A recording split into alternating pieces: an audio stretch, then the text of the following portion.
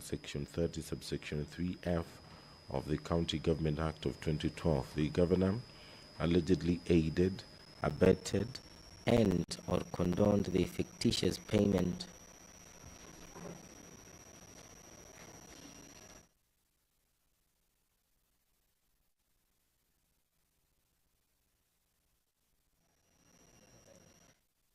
that the governor aided, abetted, and or condoned the fictitious payment of goods, services, and works which were neither delivered nor done, occasioning the county to lose 85,704,522 shillings and 90 cents in services which were not rendered and or partially done, such as the maintenance of 15 residential houses in Kericho, West Sub-County. And also goods not delivered, including soya beans, maize germ, sunflower seed cake, and cotton seed cake, alleged to have been supplied for 14,980,640. And also overpriced goods, including sodas, alleged to have been bought for about 500 shillings per 300 milliliters bottle, and a bale of tissue paper alleged to have been bought for 2,750 shillings per bale of 10 tissue papers, and a hand towel priced at 3,600 shillings. And also works, goods, and services alleged to have been procured for 5,172,715 shillings and 60 cents from companies including Mengro Products Limited, Hildama Construction and Supplies Limited, Brisa Construction and Supplies Limited without any supporting documents, and also payment of contractors from the retention account for the works done more than 5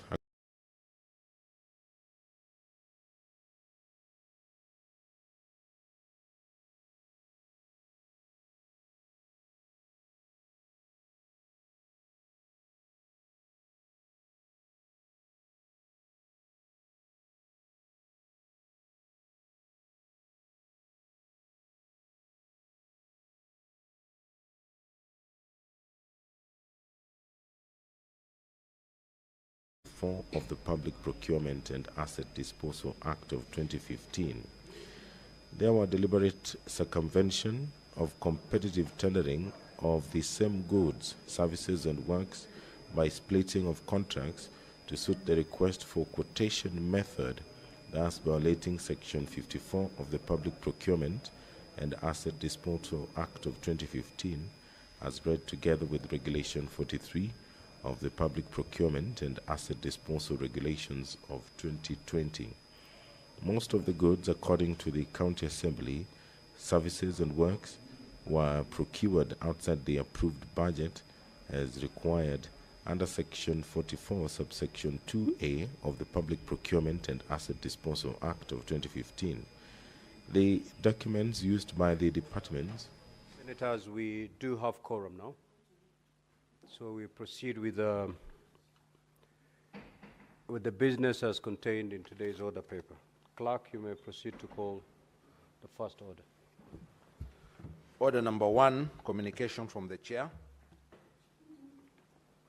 Order number 2, hearing and determination on the proposed removal from office by impeachment of the Honorable Dr. Eric Mutai, Governor of Kericho County.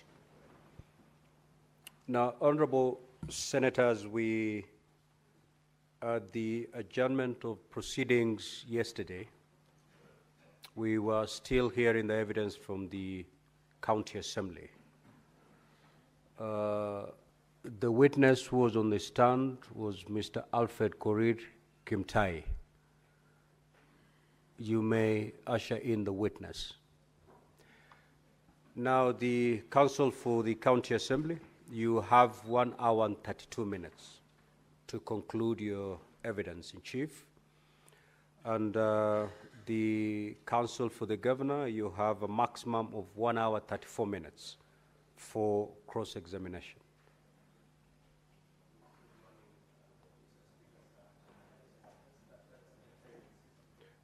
Can you power the microphone for the Council of the Governor?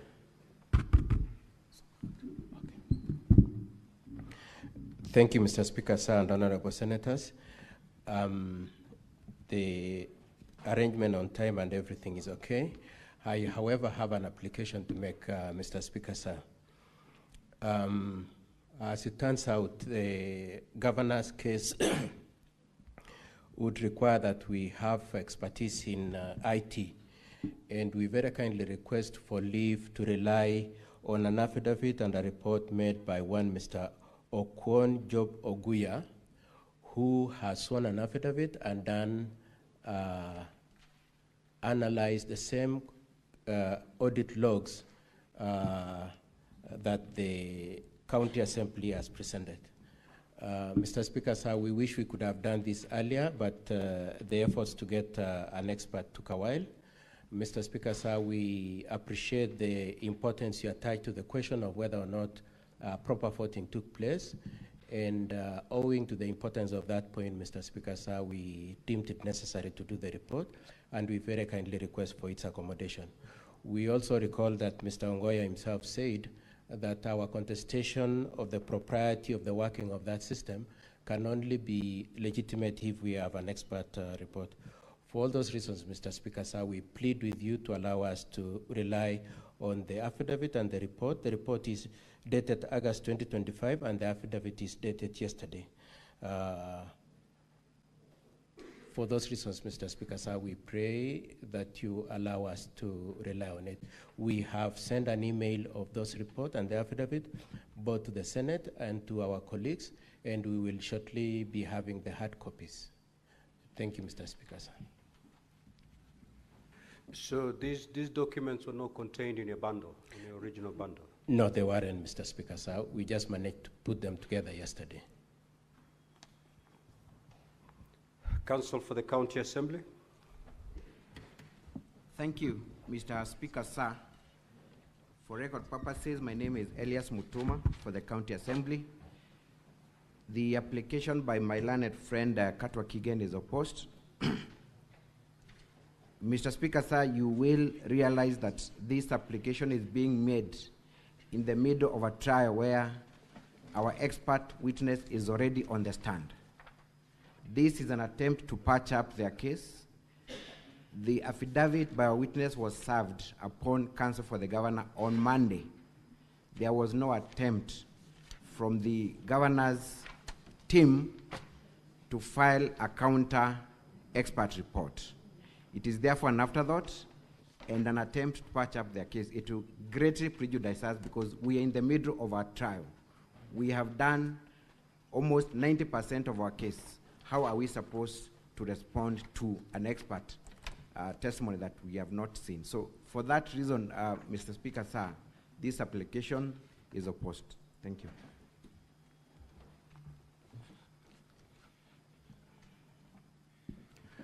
Counsel for Governor, where is this? Where are these documents? You are here to circulate them, to supply them to the Senate? Mr. Speaker, sir, we have sent an email and supplied the soft copy already. We have also sent the soft copy to our colleagues, and they have had opportunity to look at the document. And where the hard copies are being brought as we speak. And just briefly, as a quick rejoinder in context, is that if you look at volume 4A of the County Assembly documents, from page 1 to around page 44.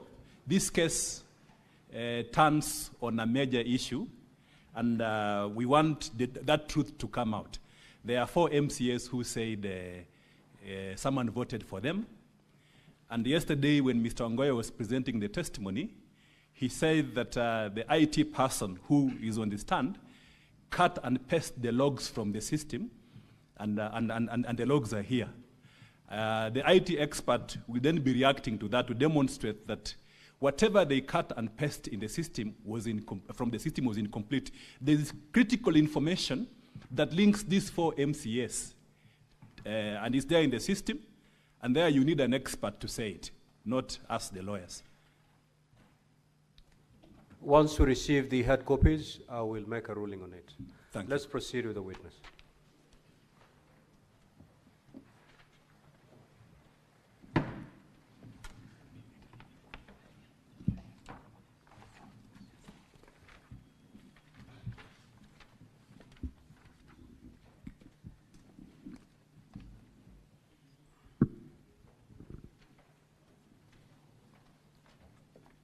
Alfred, I just want to remind you that you're still under oath. We will begin from where we left yesterday, and I want to spend the shortest time with you so that we can move on to our other witnesses. Alfred, you have obviously seen the affidavit of the governor. Just to remind the witness that you're still under oath. It's still very much binding on you. So as you give evidence, get to know you're still very much under oath. Well noted. Proceed, Counsel. Thank you, Mr. Speaker. Alfred, you have obviously seen the affidavit by the governor where 4 people are said to,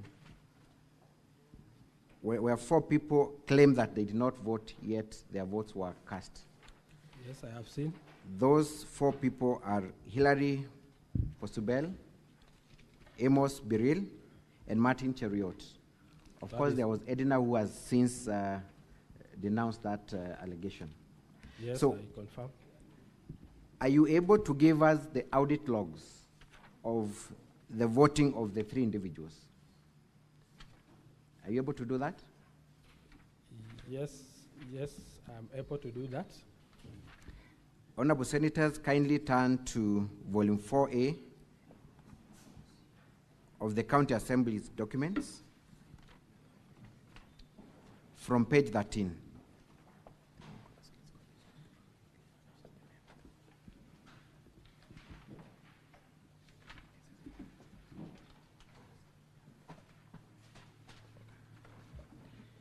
Okay. Volume I have in volume 21, in volume 4A, and page 21, let me go to specific page where the honorable members who say they didn't vote are in, and I will.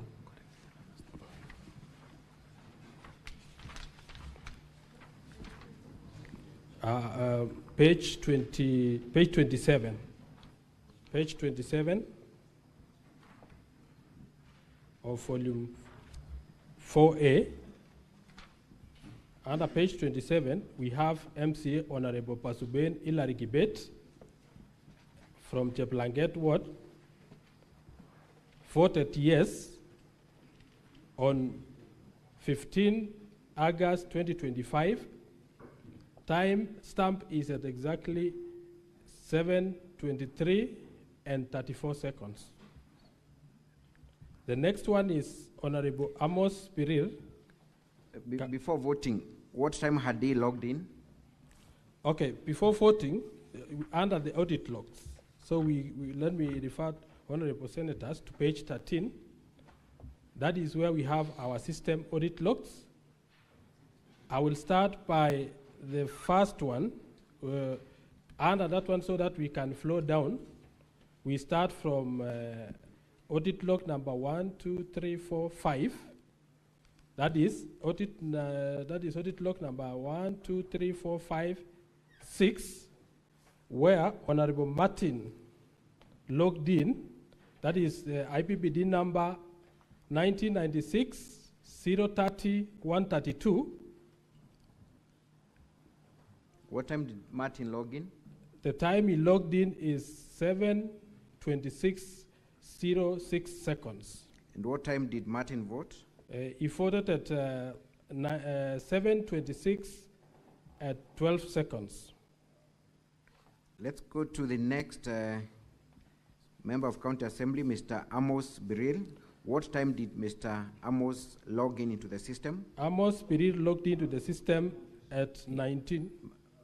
The benefit of the honorable senators, when you say he voted at 7:22, is it AM or PM? PM.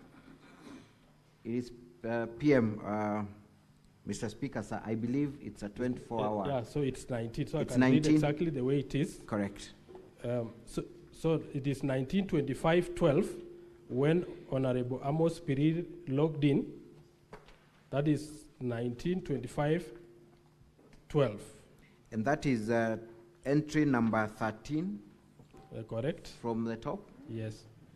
And then he casted his vote at 1925-18. And the actual choice that was picked is also shown here. And that's entry number 12, correct? Yes. Let's go to the last member, Hillary. Hillary logged in at 1923-28. That is transaction number 6. Entry number 6 from page 13, Yes. correct? Yes. Proceed. And casted his vote at 1923-34. So, where is the source of the information that you have just shared with the honorable senators? Where did you get the information that you have just shared? From our audit logs? Is that information still available if someone was to log in into the system? Yes, it is. And have you seen any other opinion that is contrary to what you have stated as you make your presentation today? No. Okay.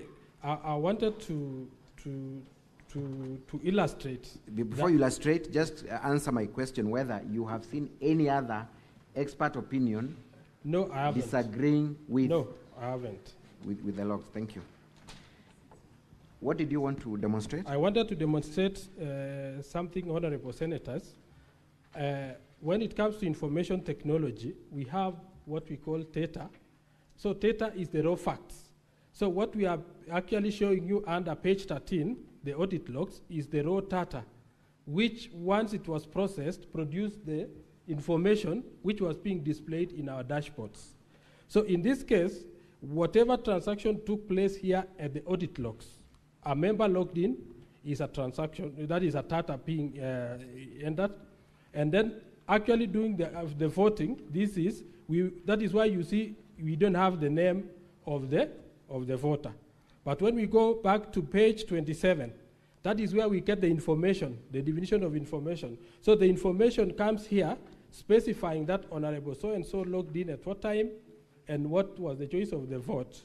So this is clearly showing that we have really opened, whatever we have done here, giving out the system logs and whatever happens at the back end of the system, we have really opened our servers regarding this election. We were really transparent. We never had any other issue hidden behind the curtains. Thank you. And also confirm that the results were streamed live on both Facebook and YouTube. Yes, I confirm. Do also indicate and confirm that there was an indicator board present at the assembly. Yes, I confirm. There was an indicator board at the chambers. Did the indicator board transmit results in real time? Yes, you are. And were those results streamlined live? It was streamlined live in our Facebook page and YouTube page, and it is still available even up to now. Thank you. At this juncture then, Honorable Speaker, may I request the technical team to play video KCAV1 at minute 3. KCAV1 at minute 3. Then you take time to explain to the honorable members what is happening. Honorable Speaker and honorable members, that is our screen display. That is the dashboard, the indicator board in our chambers. It was indicating, even though it's not very clear, but should you open in your tablets and the rest, it shows that there was no vote cast at that time, and members were preparing to vote. Is that information still available in your YouTube and Facebook channels? Yes, that is. I think that is one of the videos from we cropped from the YouTube. Are you able to tell from your audit logs whether your audit logs confirm that at this specific hour there was no vote cast? Yes, I can confirm. Kindly lead us to that specific place. So I want us to not audit log actually, but I want us to see page 35.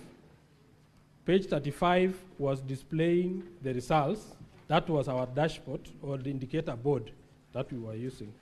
That is under volume 4A. We are dealing with volume 4A. So in the proposed removal from office of the impeachment, that was the motion. So in that matter, we had 0 yes, 0 no, 0 abstain, and total votes was 0. What time was that? That was at 19:14:33. That is the time I took the screenshot from. So at 19:14:33, there was no vote that had been cast. Yes. So when an allegation is brought here that votes were cast even before the system was opened, could that be true? That is false. Can that be confirmed from the system that there was no vote that had taken place at this time? Yes, even from the timestamps for every voter who casted the vote indicate exactly what time he logged in and what time he voted.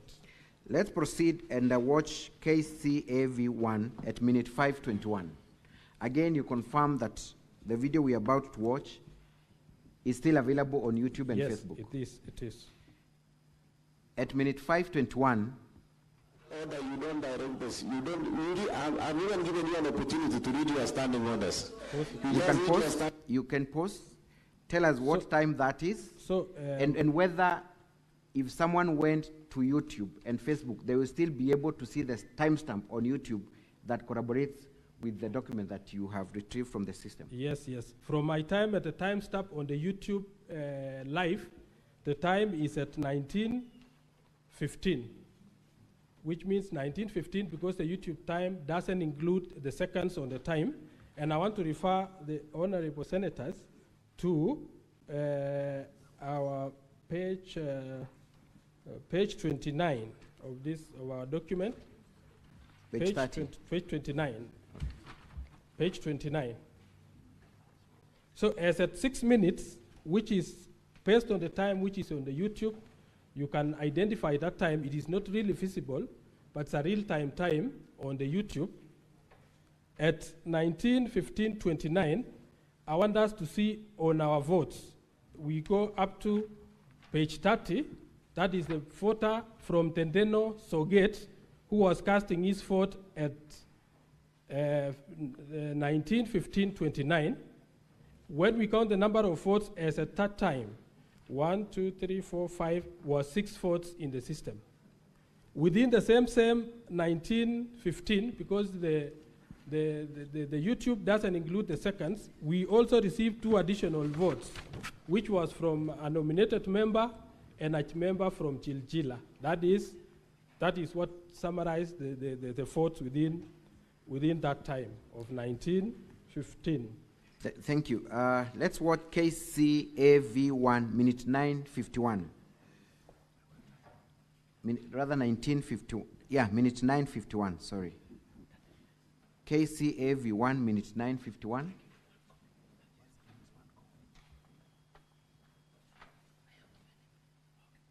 Those who don't.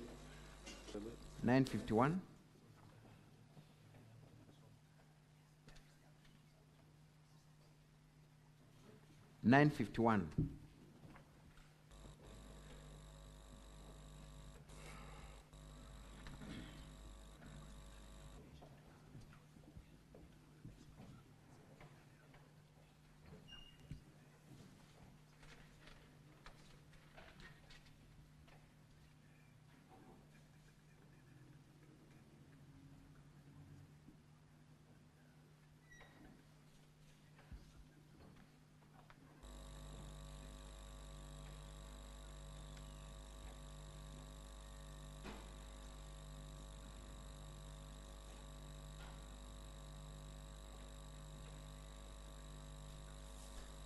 We can even post there. You're able to corroborate even at that. I wish I could get the time, the exact time stamp of the YouTube, so that we can confirm also whether at that time stamp, because the one I wanted to play was at 19. Kindly proceed to 9:51. 9:51 9:51 was displaying the results of 21 votes, and That was at 1956. 1956, that is, based on the times I had picked, because it is not really very clear, is 1956 is the time when the honorable member from Kipchimchim, under page 31, casted his vote, and it was tallying to 21 votes. So the time, the votes were being cast on real time, and it was being posted in the display board, or indicator board in the assembly. I hope we get that clip. Are we able now to project 951, minute 951?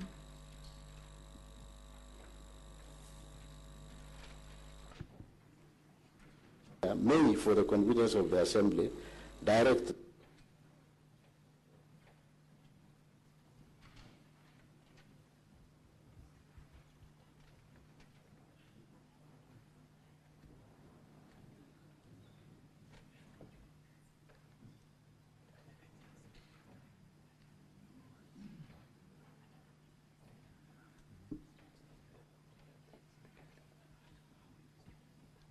For the sake of time, Mr. Speaker, sir, maybe we can proceed. Yeah, but can you confirm what? Yes, I can confirm that by 1956, we had 21 votes already cast.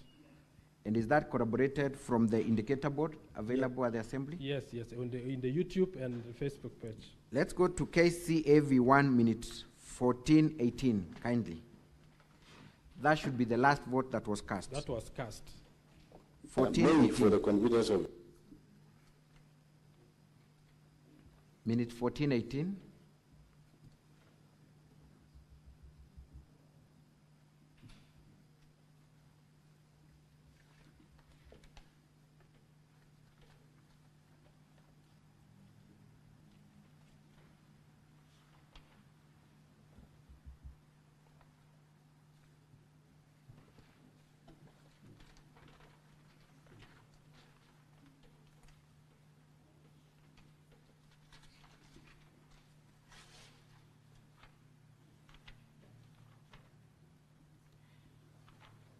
As we wait for the video, maybe confirm from your audit logs, when was the last vote cast?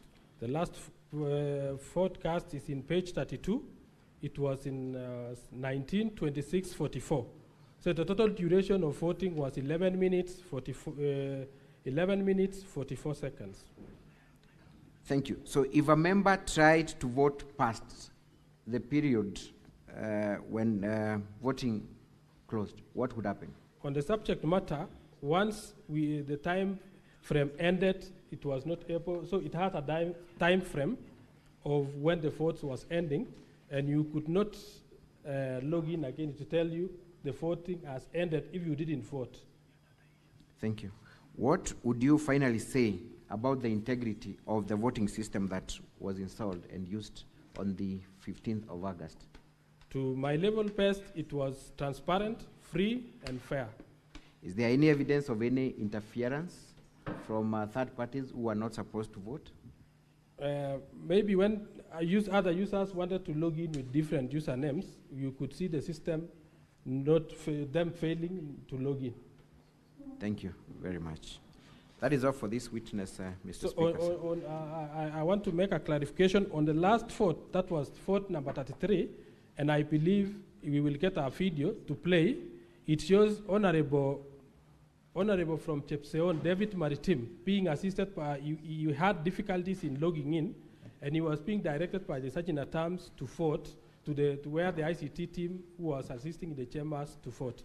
That could have formed a very comfortable closing remarks for me. Thank you. The next witness will be able to demonstrate that. Thank you.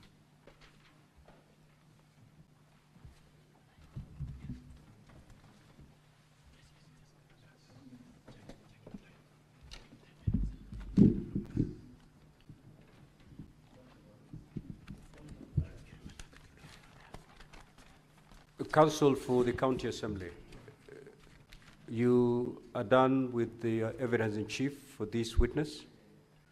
Yes, I am. Okay, so the counsel for the governor, you may now proceed to cross-examine. Honorable. Just before you proceed, yes, Senator Onyonka.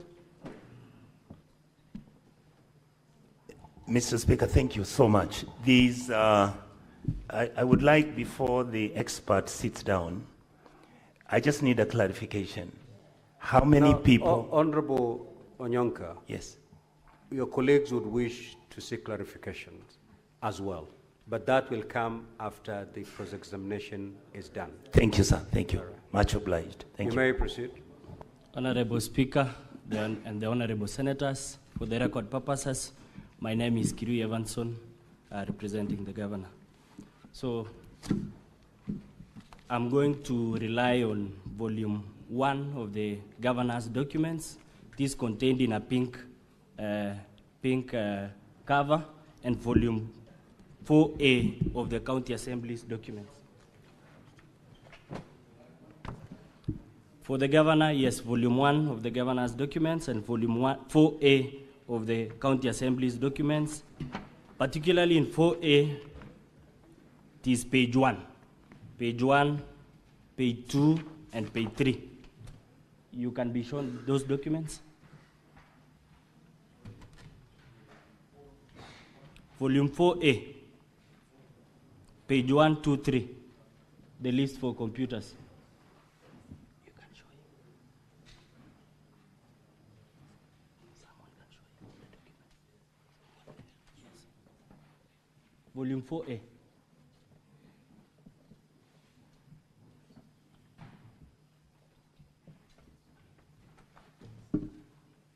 Of your own documents.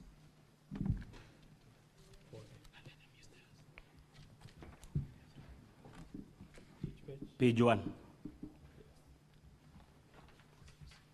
Kindly confirm that that is the list of members that received the laptops in September 2024? Yes, I confirm. You confirm that list has ID numbers for the members? Yes, I do. So as from September 2024, you had the ID numbers for the members? You are wrong, because I had the details of all these members when they were sworn into the assembly. So you had all the details of these members, including the IPPD numbers and the ID numbers? Yes, as okay. the system administrator. Thank you. So you had the ID numbers and the IPPD numbers? Yes. That is why I want you to look at the same volume. I didn't miss to under number 4, page 4 of the same volume. 4. No, I'm referring to page 1, 2, 3. I'm concerned with only those pages. Because you have confirmed what I wanted to know. Yes. Thank you. Okay. So let's go to page 259 of volume 1 of the Governor's documents. Page 259.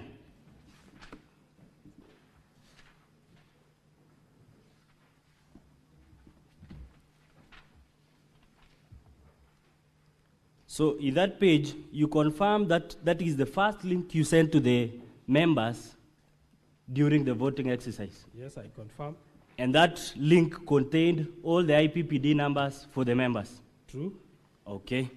I want my technical person to go to that link, the first link, that is www.kerichoassembly.co.ke, KCO Assembly, /V/photos 2025-08-15-11-36-26 AM PDF.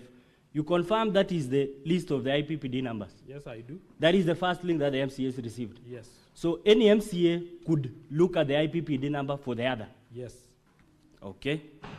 I'm concerned particularly for two members, that is the member appearing at number 35 in that list. That is Honorable Keino Chepngetich Dora. Yes. Honorable Senators, I'm referring to number 35 in page 259. Yes, yes. So, you confirm that is not the IPPD number? Yes, that is not the IPPD number. It is the ID number? It is the ID. It's the ID number? No, it's the ID number. Have the IPPD number. So it's the ID number? Yes. No, witness, respond to the questions. Okay. So, Honorable Dora's ID number appears there. Yes. Kindly read the ID number. 29 15 790. 29 15 9790. Yes. You confirm it is the same ID number appearing in page 1 of volume 4A? Page 1? Volume 4A.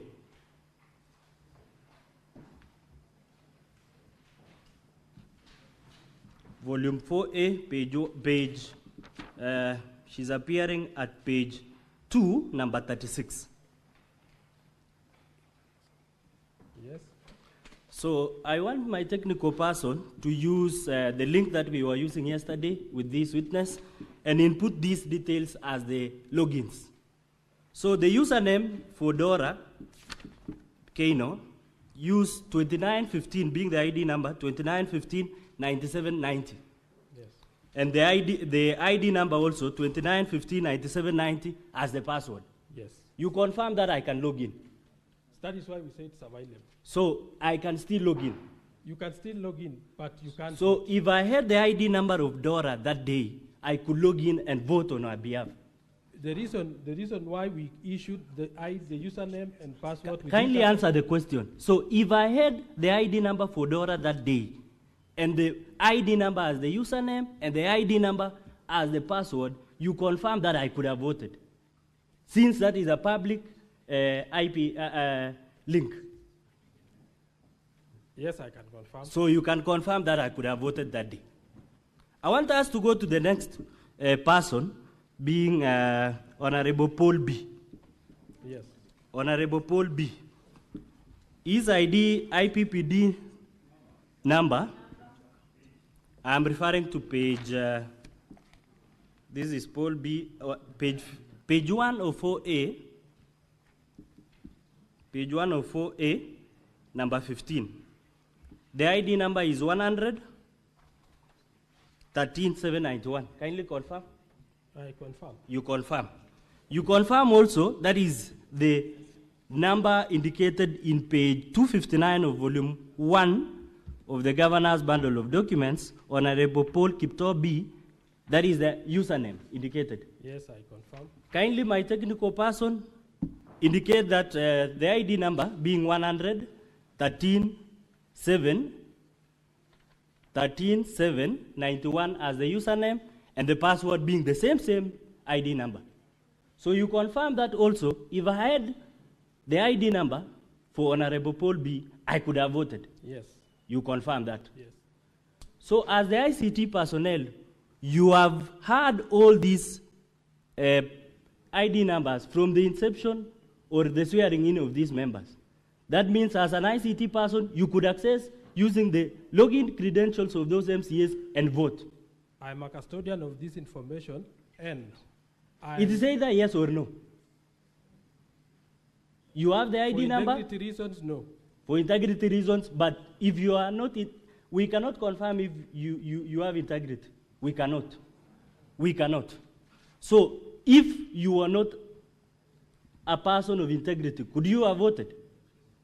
As a system admin, I was logged into the system. I couldn't have voted. You couldn't have voted, but someone else with that link and the ID numbers could have voted. True. True. That is all for this witness. At the end of your presentation yesterday, you were to do a demo. Why didn't you do the demo? Our time is short. So your time was short. Yes. You confirmed that yesterday there was a Senate demo that was indicated in your system. We had a different. In fact, that is where I can explain. Did you have a Senate demo in your system yesterday? I had created. We only fought. You had created a Senate demo. You had created line. a Senate demo. It was on a different link. On a different link. Yes. A Senate demo, Yes. right? You confirmed that that Senate demo was not presented because some people voted before you could present that link. Because it was for demo, we hadn't changed the login details. So I realized somebody had logged in. So somebody outside the assembly had logged in and voted. Not outside. Honorable Kibro B yes. and Honorable Rogon. Somebody used their credentials to log in. So it means all these honorable senators could also access that system on that voting day and vote for any member. When the motion is active, we only activate for a period of 10 minutes or 15 minutes. Now let's go to the time. You have taken me there. Let's go to your volume 2, the login. What period did the voting take? 11 minutes, 44 seconds. For 11 minutes? 44 seconds. You confirm that the Standing Orders 77-4 of the County Assembly of Kericho provides that it is only for 5 minutes, that voting. I confirm. You confirm that it should be 5 minutes. But with the extension of the speaker, which is in the Hansard, he extended additional 2 minutes. So additional 2 minutes will make it 7, not 11, right? When additional 2 minutes was added, there was, it's called loud consultation, or there was some commotion. No, no. This is a voting link, consultations. You can confirm from the Hansard. So it took 11 minutes. It took 11 minutes. The standing order says it should take 5 minutes. When the voting deadline indicated is? The voting deadline? Yes, indicated in your documents is 8:58. That was just, so for the real voting, you know, we had created a motion in advance. We didn't know exactly what time the question would be put. So you just confirmed that the voting deadline was 8:58 and not 7:26 when the last vote was cast. When the speaker ordered that the time for voting has ended, the session for voting ended and the NIC closed. What was happening between this period, between 7:26 and 8:58? Between? 7:26 when the last vote was casted and when the voting deadline is indicated. Nothing happened because once the last vote was recorded, we closed the votes. And the commotion started in the assembly, everybody went on his way. You can also confirm from your audit logs that there are no IP addresses. They are. Are there any IP addresses? Yes, I can. I want you to look at your logins, page 1 to 40. Particularly, let's go to page 16. Page 16. Page 16 of volume 4A of the County Assembly's documents. Our IP addresses are in page 29 of our document. No, I'm referring to the audit logs. Should audit logs have IP addresses? No. They should not have. Yes. You have answered my question. So I'll still tell you that anyone else outside the assembly could have voted that day. You confirm? Based on no, anyone else based... The IP addresses that has been used specifically to vote on here are from our own gadgets within the assembly. From your testimony of the ID numbers and the IPPD numbers, anybody else with that link could have voted that day? Yes. Thank you.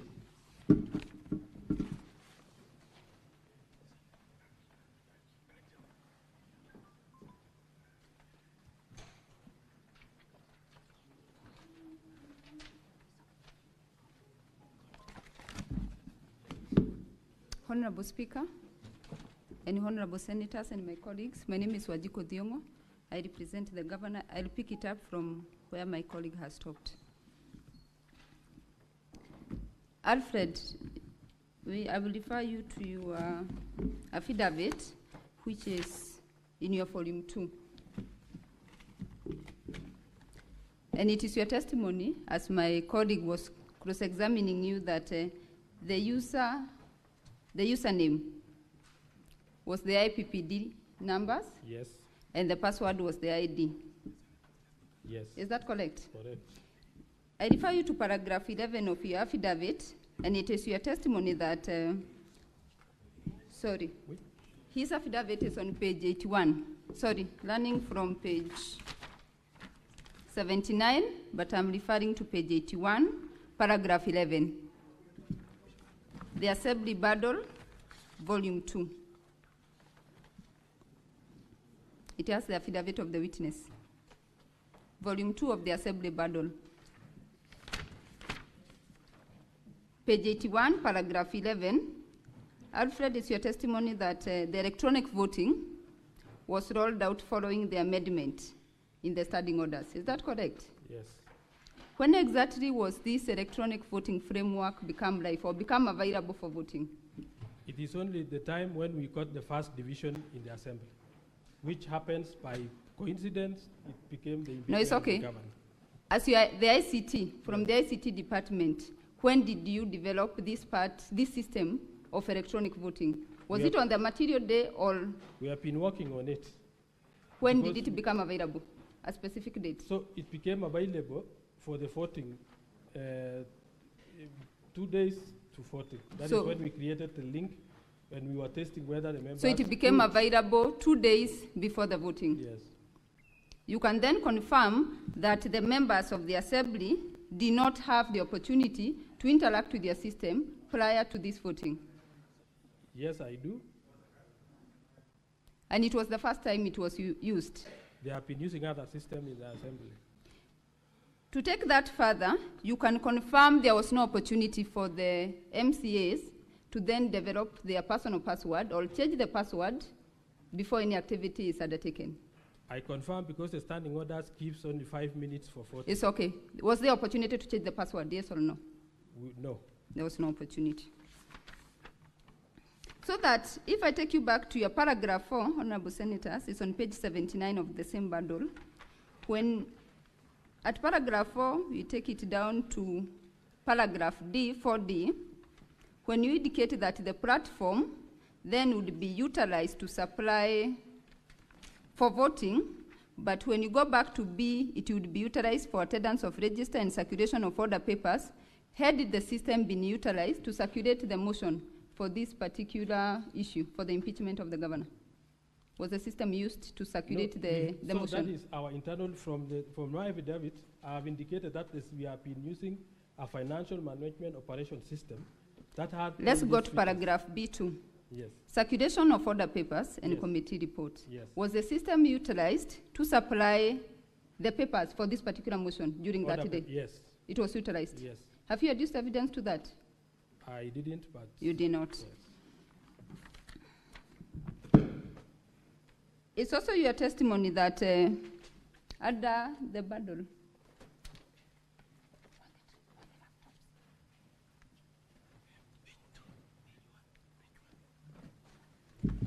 Honorable Senators, I'm deferring to the Assembly Bundle, Volume 4A. This is the list of the members who received the laptops.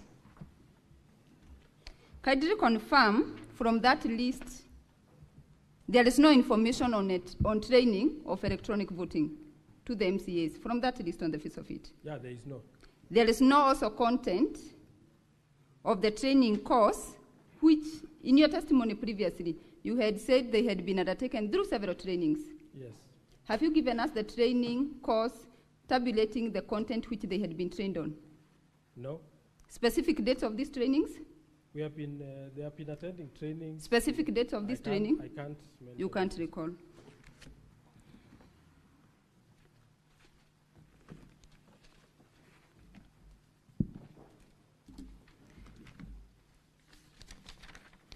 We can move to the logs, which is in paragraph, the same volume 4A.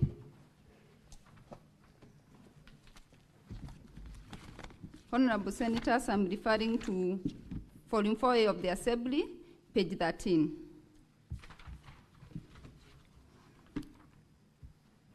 So that we understand how these logs were obtained,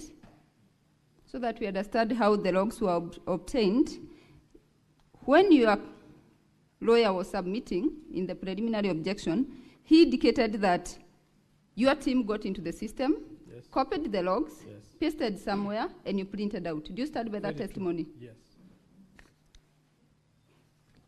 Help us to understand, for those of us who are not ICT officers, when you get to the system and you want to generate the logs, yes, does it show from the oldest activity or the most recent activity? From the oldest. From the oldest activity. From the recent to the oldest. From the recent to the oldest. Yes.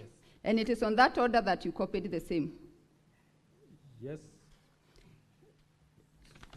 Move to up to the end of that, up to page 17. Confirm you have not attached a certificate of electronic evidence for us to understand the manner in which the logs were copied, to which device you pasted, and from which printer you printed. Did you prepare such a certificate? Did your lawyer guide you to do that? A certificate where you elaborate how you had pasted the logs and printed? I didn't do that. You did not do that. Mr. Speaker, it can go on record that this is extract of electronic evidence and is not supported by the certificate under Section 109 of the Evidence Act. But with that, let's look, Honorable Senators, I'm on page 13. You have told us it's on chronological order. Go to entry number 1. What is the timestamp? What is the time of that activity? Entry 1. Just read out the time. It is 1908. We are on page 13 of volume 4A of the Assembly. Yes, it is 1908-48. 1908-48. Yes. What is the next time? On entry number 2? 1936-06. 1936-06. Entry number 3? 1926-44. Explain to us that chronology, that they do not follow each other. From 1 to 3, just reading on the face of it, it starts from 1908, goes to 1936, we go back to 1926. That chronology, as you told us, is from, you had said it's from the oldest. Yeah, but that was copying. That was just. That was copying. Yes. So in copying, then you had some leeway in editing of which comes first and which comes next. No. Then where doesn't the chronology come?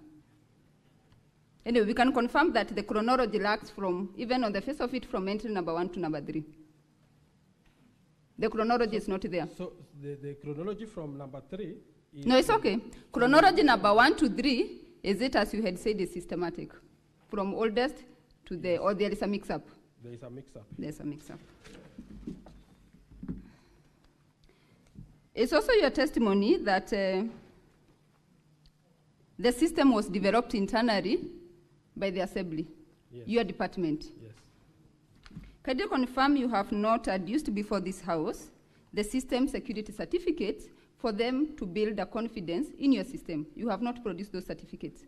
Standing orders cover us in that, in terms of... It's okay. We are before the Senate. Do you have those certificates for this system?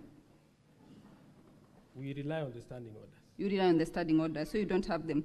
Have you ever tried the penetration test to your system to see what my colleague was alluding to, that anyone who had the user ID and the ID numbers from wherever they were in this country, they could log in, vote, and get out? Do you have some did you ever do some penetration test to confirm that there could be no hacking to your system? Yes, because in the Assembly you have the firewall. It's okay. Do you have the test certificates before us today?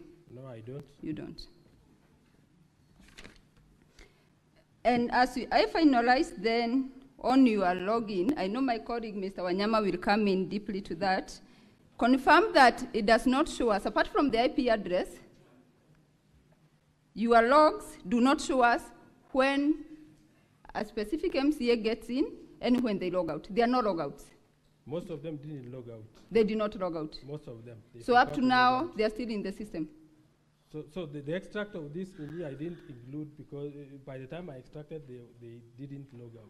But either way, when we go through your logs, which is on from page 13 all the way to page 17, it does not show us the logouts. Some logouts are there. Some logouts are there? Yes. Okay.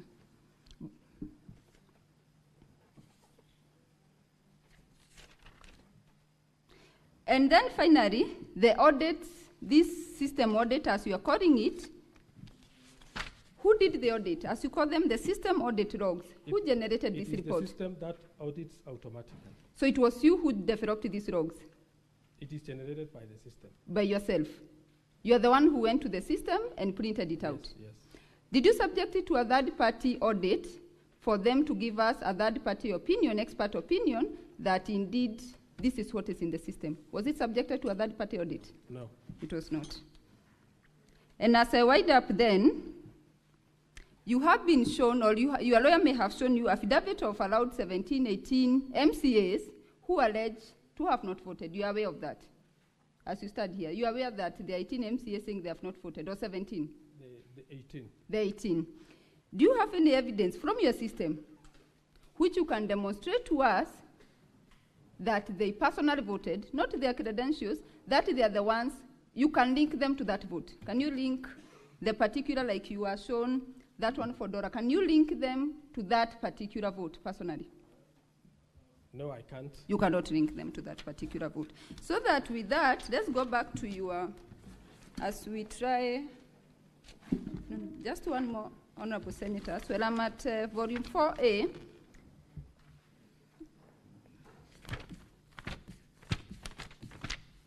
No, I can leave it at that. So that we wind up, let's go back then, Mr. Alfred Kolil, to your paragraph 2. And as we look at to give credence to your testimony, are you testifying as an employee of the county assembly, or are you testifying as an ICT expert today?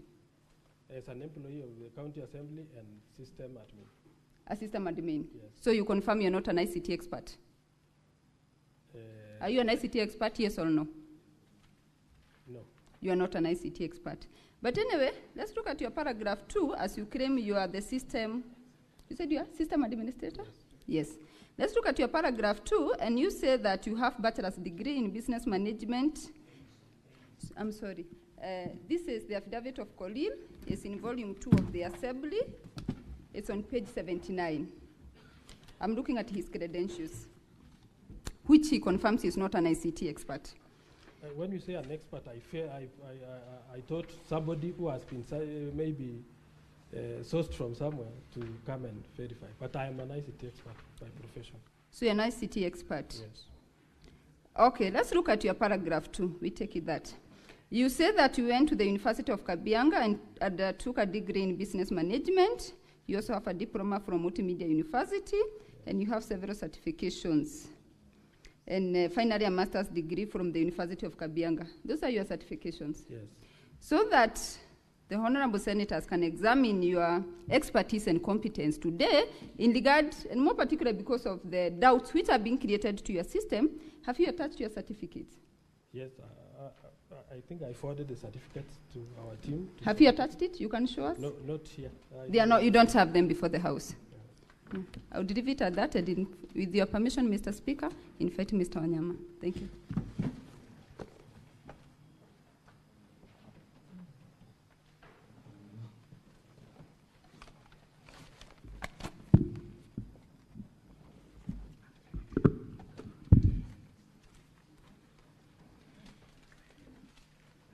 Can you again remind us the qualifications that you have on the ICT sector? I have a degree in business information systems. Business information system, eh? Yes. Okay.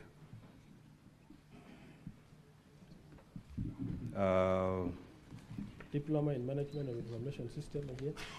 Uh-huh. From Multimedia University. Witness, can you be loud enough? So I have a degree in business information system from University of Kabianga. I have a diploma in management of information system from, it was Kenya College of Communication Technology, currently Multimedia University. I am also at level, I have done section 4 of CASNEP. It was formerly called CICT. That is when I stopped doing the CASNEP exam. Okay. Are you aware of the government of Kenya's policy in respect to development and hosting of domains? Yes, I am. Which is the policy? It should be hosted with the geo.ke, the government platform. Okay, which is the policy? We will come to the domain number, the geo.ke protocol. Which is the policy that governs the creation of ICT issues, including you as a developer going to host a website, developing it, deploying it for the application for usage. Which is the government policy on that? I'm not very sure about that. You're not very sure. Are you aware, and you have just mentioned it, are you aware that the government of Kenya has prohibited the hosting of our data abroad unless there is sufficient safeguards put in place for data protection? Are you aware of that policy? Not aware, but our official website is hosted with ICT Authority of Kenya. Which is? Which is? Yeah. Which is the domain that you say is hosted by the ICT Authority of Kenya? That Kericho is extremely Assembly. important. Kericho Assembly.go.ke.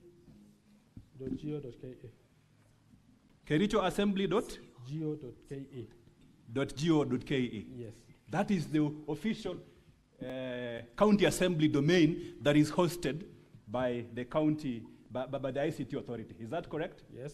Now, if you go to your website, which platform are you using? Is it the .co.ke protocol? I can confirm that .co.ke protocol platform is for our internal system, for management of our internal affairs.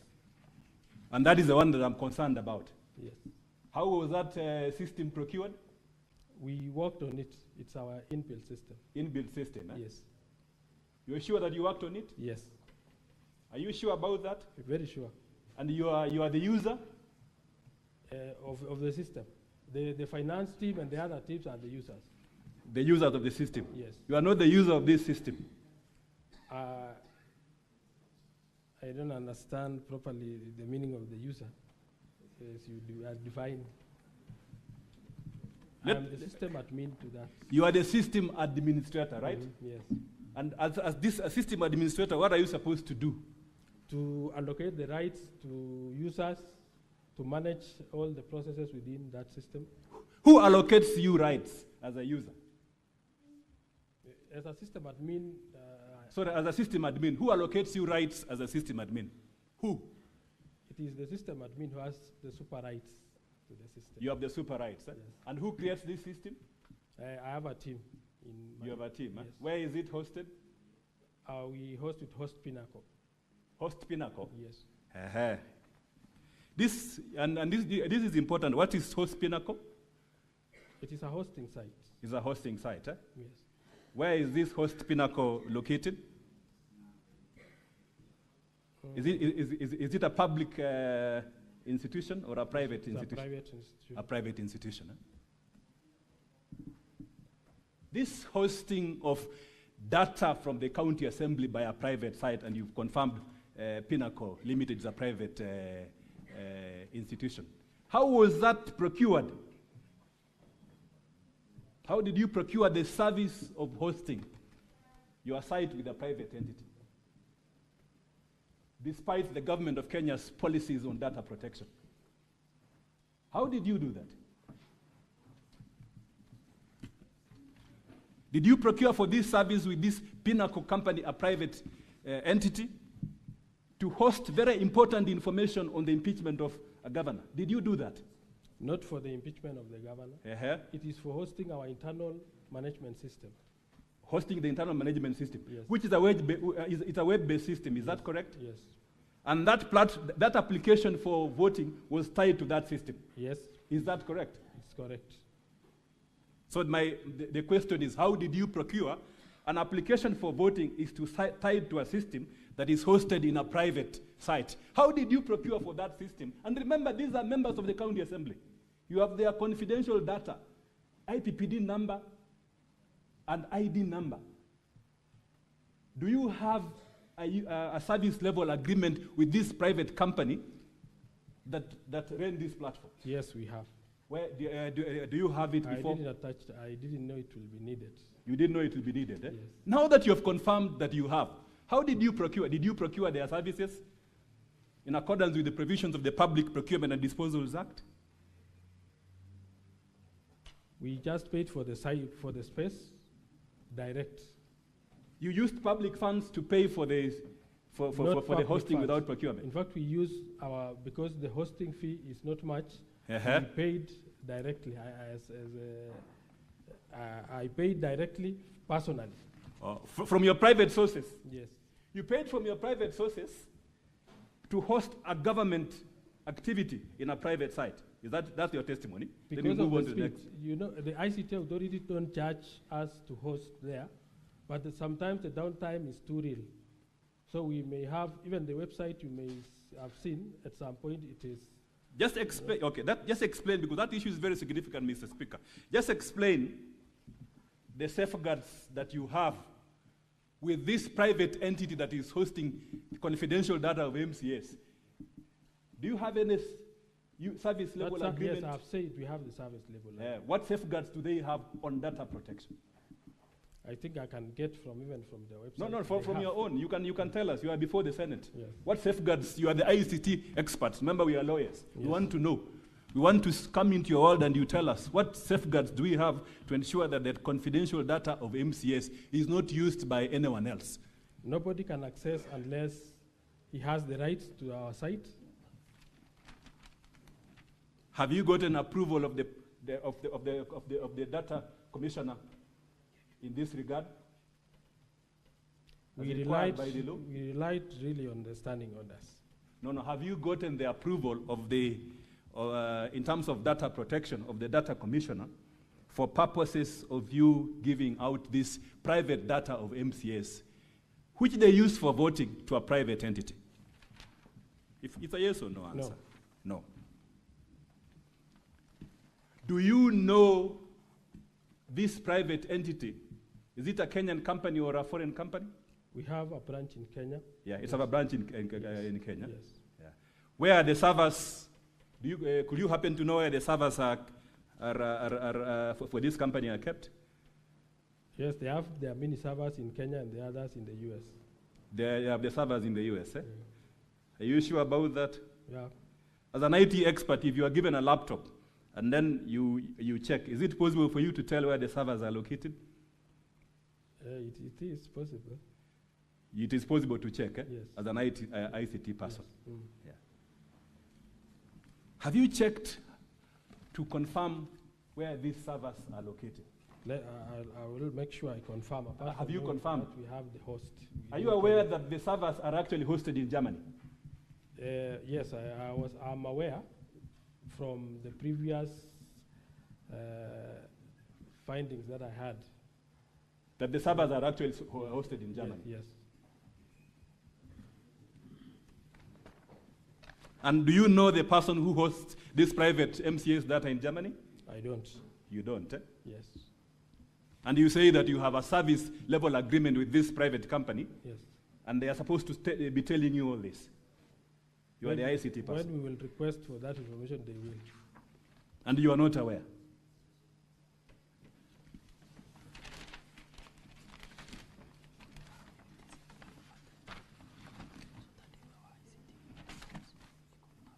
Will you then oppose if an ICT expert from our side comes to say that these servers are actually located in Frankfurt, Germany?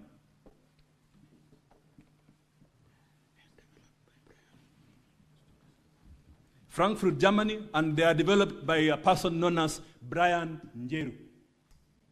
Will you confirm? Because that information, if you're an ICT person, you give me a laptop, I will quickly check, then I see Kenya, I see Germany, I see Brian Njeru. Can you confirm that information? I have to log in and confirm. You have to. Have you logged in to confirm? Or you haven't? Eh? I haven't gone to that detail you have gone. So again, back to the same question. So there is no security of, you have no guarantee on the security of the data by the MCS in this private setup. You have no guarantee, right? I choose not to answer that. Okay. The senators have heard it.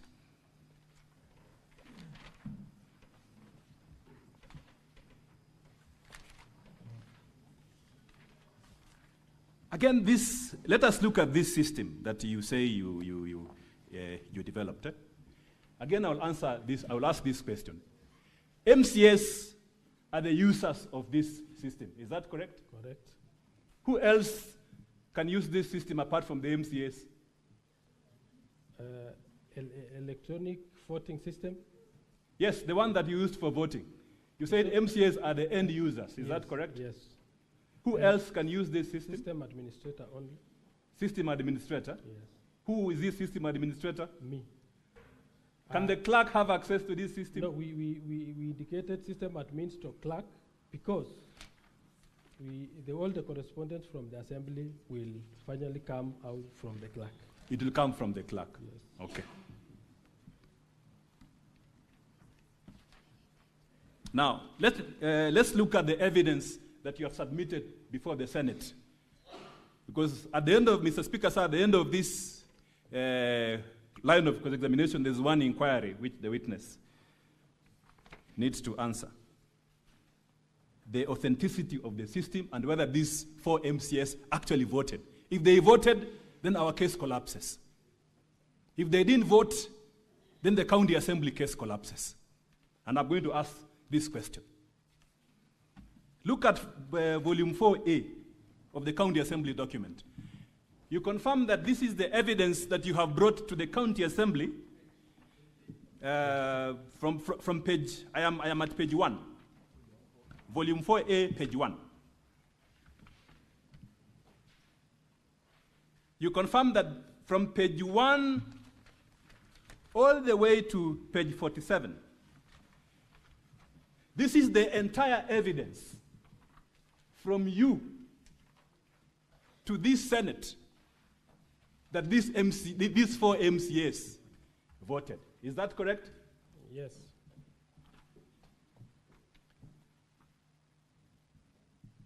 Secondly, you confirm that you are a very important witness in this Senate on that question. Do you confirm that? That you are, that for the Senate to believe anyone, then you are an important witness in this Senate for that question. Yes. Do you confirm that? Yes. So at page 1 and 2, and page 1, 2, 3 of volume 4A,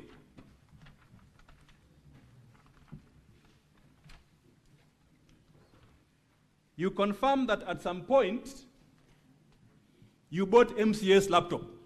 Yes. All of them? Only 2 didn't. Only 2 didn't have. Yes, who? Yeah. Honorable Vincent and Honorable Speaker.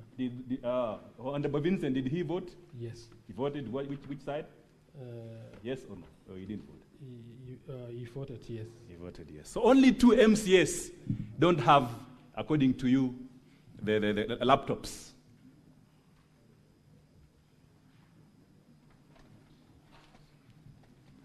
And in your testimony, this is important, you confirm that at the county assembly premises, there is no place where you can place a laptop. Yes, I can confirm. That you can, there's no way you can place a laptop. Eh? Yes. Thank you. That on this voting day, was there an MCA with a laptop in the floor of the House? ICT officers were you were the there. chambers. I wasn't there. You are not there? in the chambers. So you can't tell. If you can't tell, I'll move on. I can't tell. You cannot tell. I'll move on. So where were you? You said you were not there. Where were you? I was in a different office. In a different office. Monitoring whether members are able to log in. Members are able to log in, eh? Yes. Second question, before I go to the third question. These laptops, as the ICT person, have you confirmed that they are all functional? Yes, I did. They are functional? Yes. There is no MCA who does not have a functioning laptop. Software is updated, everything is okay, it works very well. I can confirm that some members are not even working with those laptops. They don't use the laptops, eh? They use their phones. They use their phones. I will come to the phones shortly. Okay. So there's a possibility that these laptops are not fully functioning. It is fully functioning, but most members choose maybe. But are you aware that these laptops are functioning or not? Are you aware? They are functioning, yes. You are aware? I'm aware. Okay. Have you installed, you updated softwares in these laptops? We usually do that. You usually do that. Antivirus, we update every time it expires. Mm-hmm. Any other updates they require. Maybe which software do you use? We use Kaspersky. Kaspersky. Yes. Thank you. You confirm that the document at page 1, 2, and 3 contains ID numbers of MCS. Yes, I can confirm. And you confirm that under the data protection laws, ID numbers are confidential information. Because it was for internal issues. Wait. Yes. Do you confirm that ID numbers are confidential information? Yes, I do. Okay. And for this system that you say you created, these ID numbers were the passwords to this system for voting. Do you confirm that? Yes, I do. And what was the username for the ID is publicly available. What was the username? For an MCA? IPPD number. The IPPD number. Are these IPPD numbers the one in page 4 of volume 4A of IPPD numbers? Yes. Okay. Again, you confirm that both the password and the IPPD numbers for each MCA are publicly available.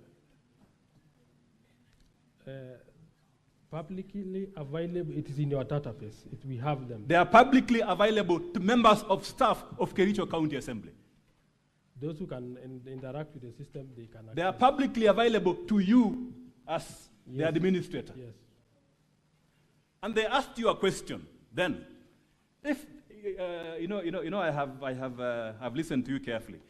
If you have the IPPD number of an MCA and the ID number of an MCA, would you have voted for that MCA?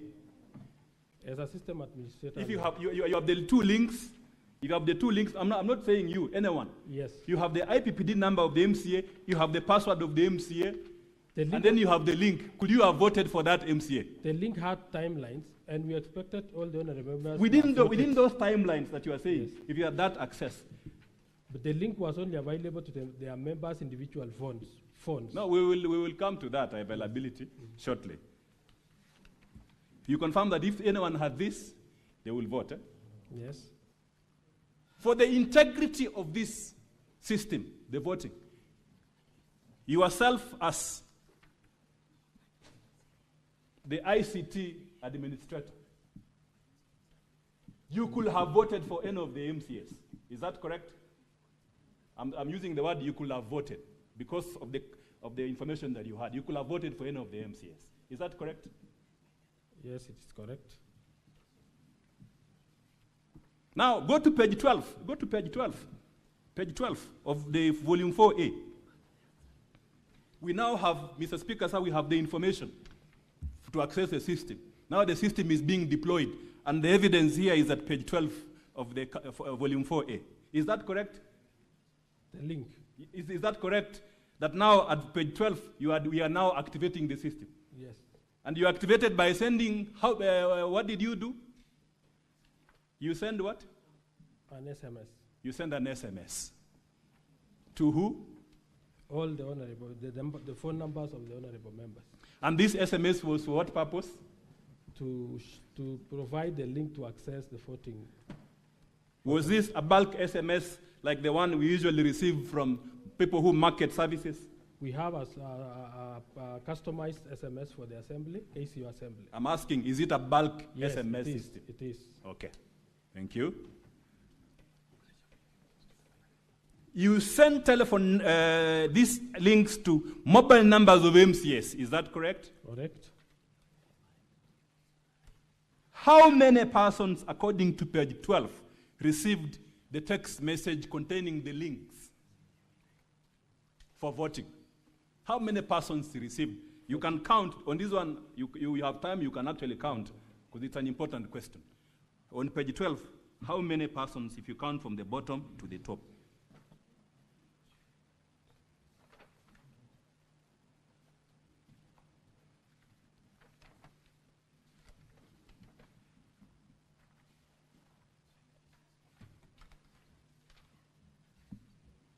Eight.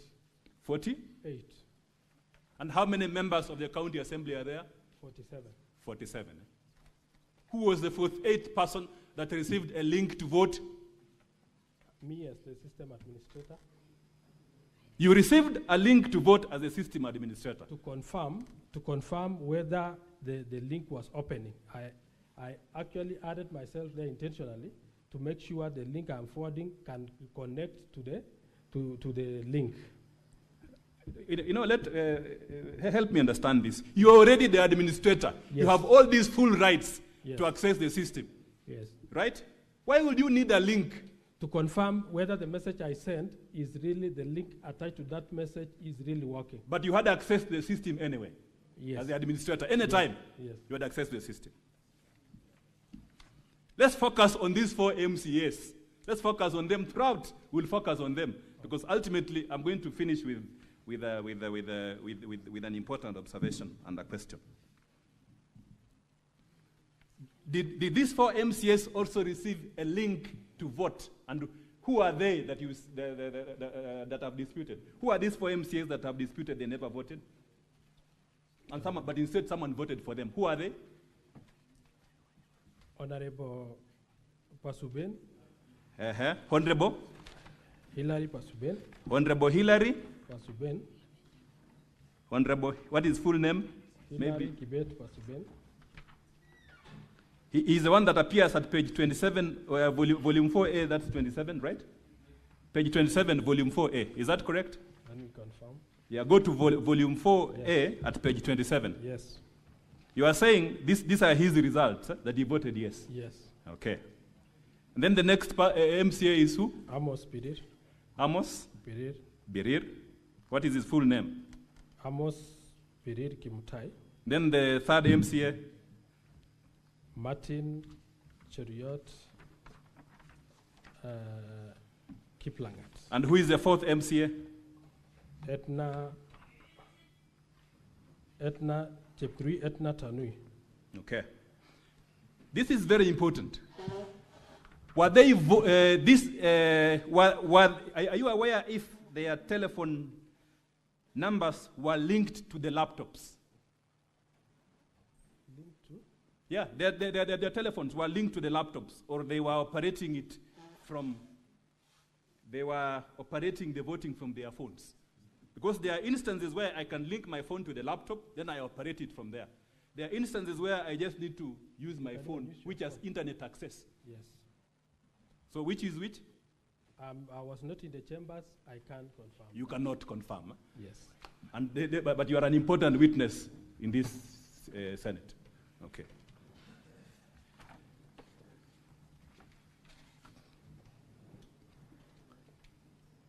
From the before I go to the results again, because now these MCS have now received the message according to you, and you have put the evidence there that you send the message to them. Yes.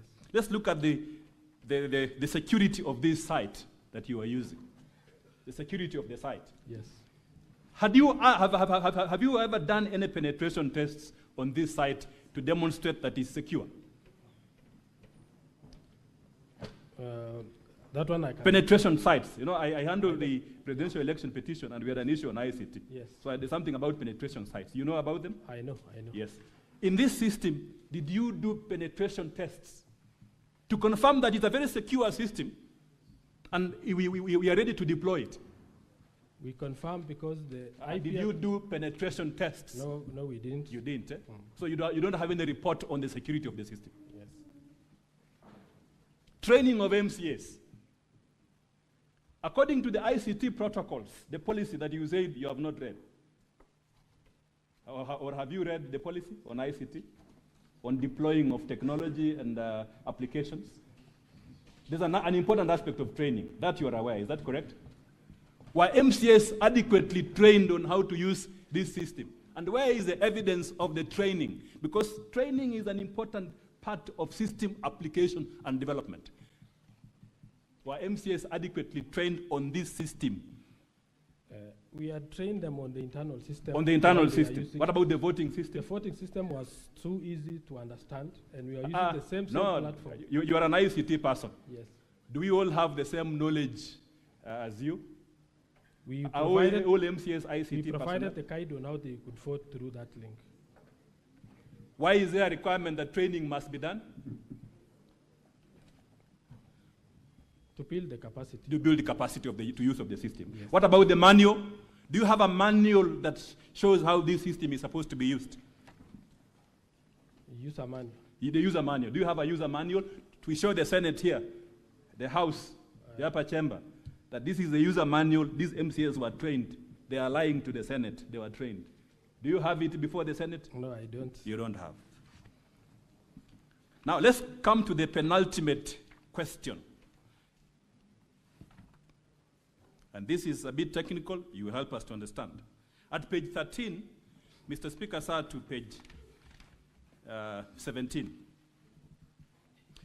of volume 4A. This is the penultimate question, and it will tell you where the fraud is. If you have sent me a message to my phone, yes, and that phone has access to internet, yes, right? Then I was expected to vote using the phone. Yes.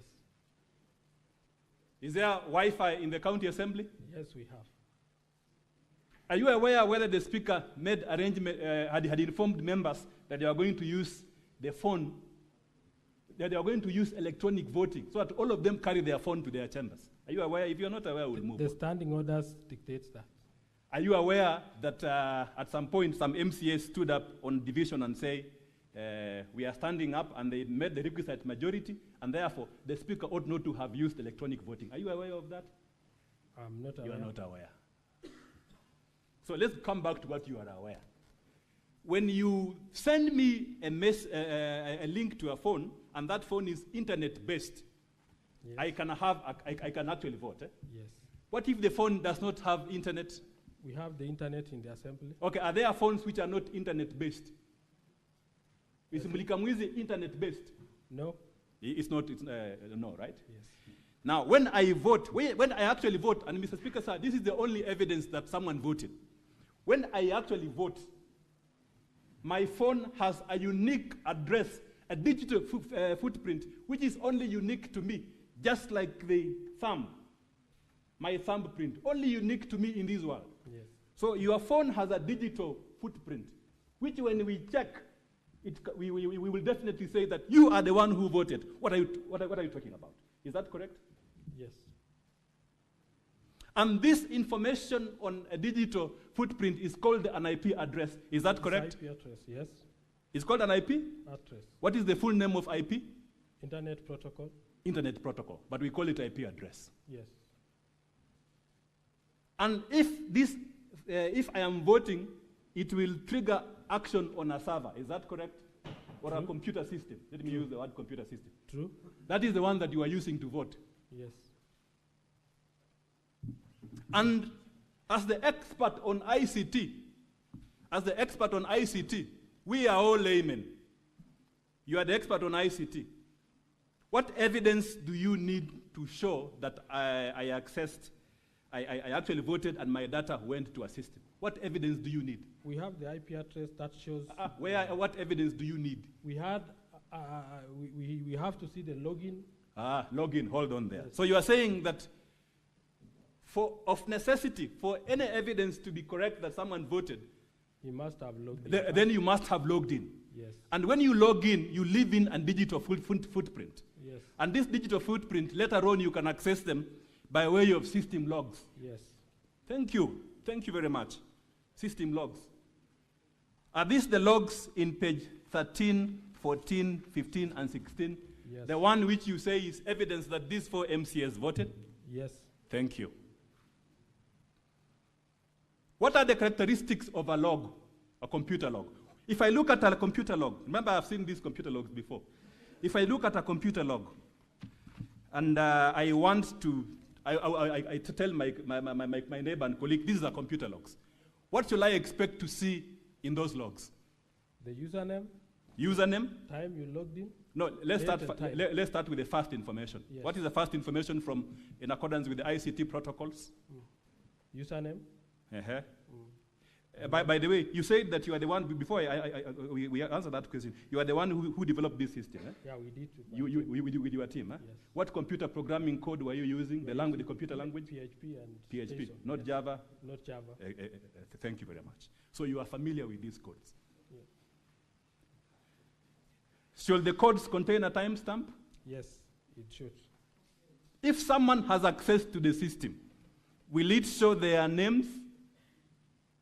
Names as in. From a computer technology perspective, Yes. will the logs show their names or the details that you put in before? That is the IPPD number and the So it will show the ID. the IPPD number. IPPD number only, not the password, right? Not the password. Not the password, Yes. the IPPD number. Yes. Is the IPPD number in this? Yes, it is. Thank you. Will it show the names of persons in accordance with the computer programming language that you say you used? Can it show a name of an individual? Under the audit log, it doesn't show, but in the. Just wait yes. first. The audit, I'm looking at the audit. Yes. The audit, do they show or not? When you log in. When you log in, Yes. when you check from the system, can they tell that Peter Wanyama accessed this system? It shows the IPPD number. Only That the will- IPPD number. that will So link. my question is, why is it from your audit logs, you have names of individuals that appear For example, you have Peter, who appears 7 times in a computer-generated logs. And you are saying it's not possible? Yes, Peter was trying to log in using the username of his personal name, not a personal number. That is why that Peter didn't manage to log in. You see the login, fail. Login, fail. Yes. And you are now telling us that MCAs were adequately trained. If this Peter was an MCA, he was trying to log in using his name, and here you are telling us that they were adequately trained. Do you still maintain your statement that the MCAs were adequately trained? They are trained. And some MCA tried to log in using his name? Because of the suggested username before reading the... Who else attempted to log in using their names? I saw Anthony, let me just confirm. Anthony Ruto. Anthony Ruto from page 15. Yes. I see Kemoy Peter.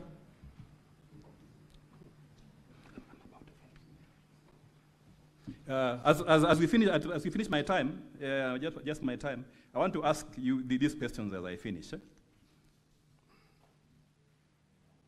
These logs, if you see the logs, and the evidence that these MCAs access the system, don't you think that their unique identification, the IP address of the telephone numbers of the mobile phone they used to access internet and vote will be in the logs?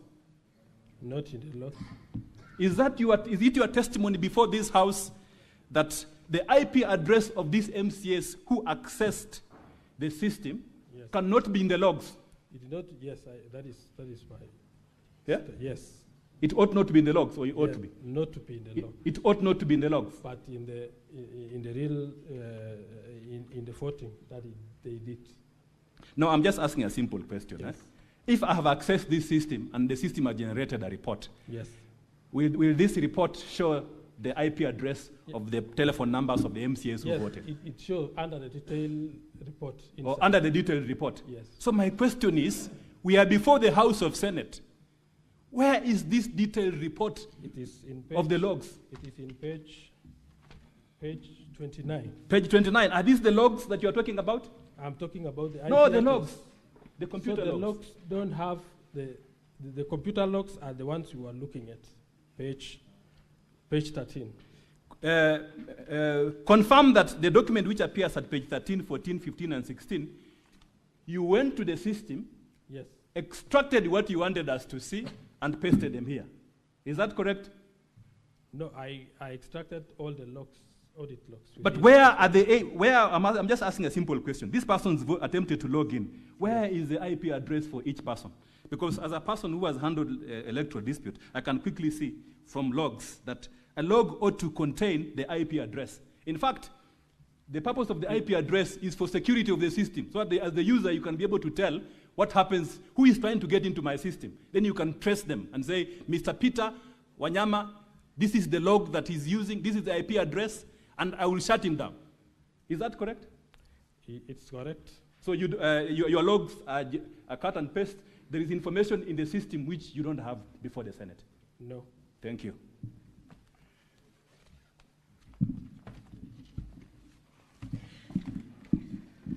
Mr. Bate, I will be struggling with time, so I will just go straight to the question I want to ask you. Good morning, Mr. Bate. Good evening.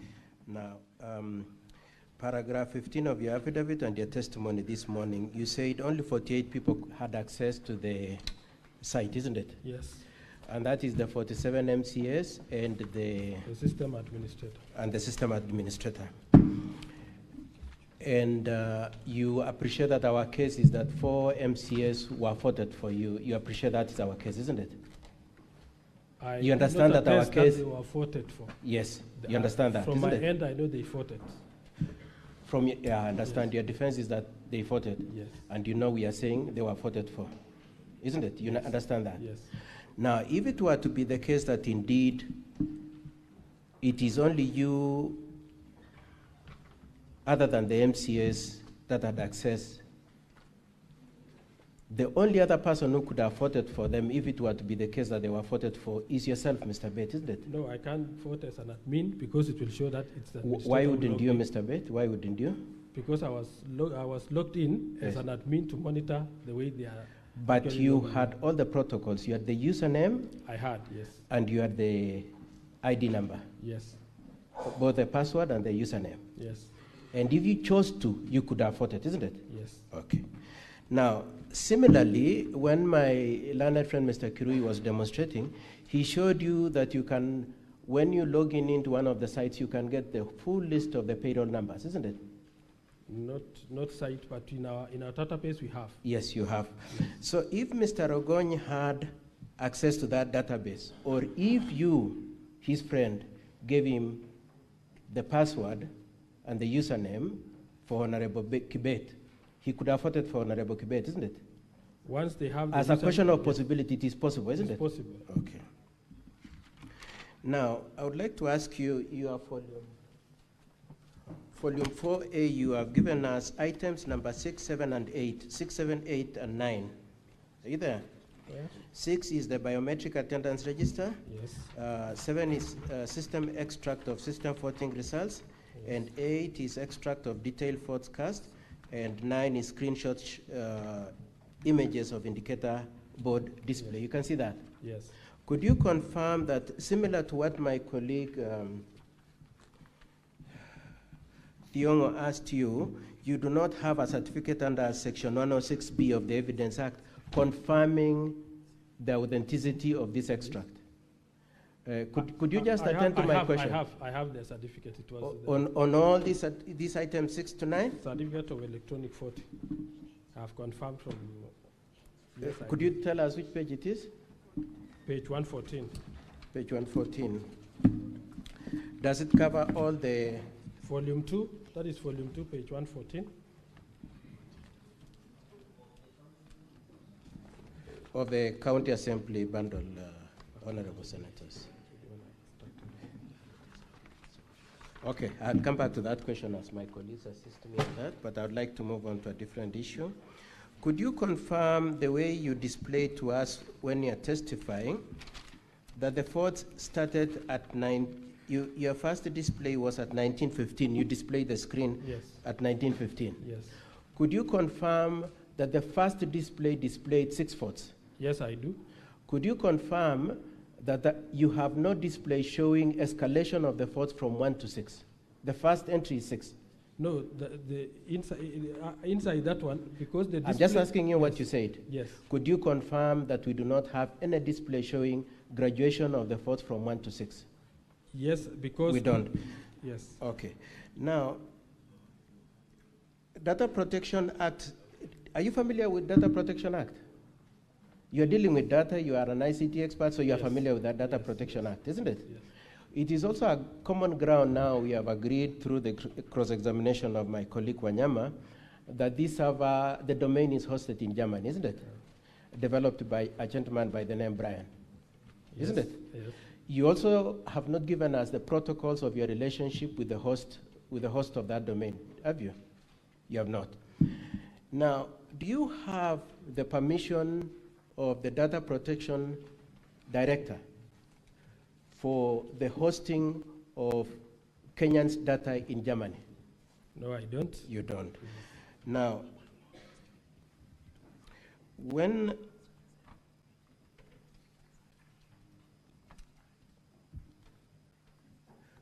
have you registered this system under Section 18 of the Data Protection Act?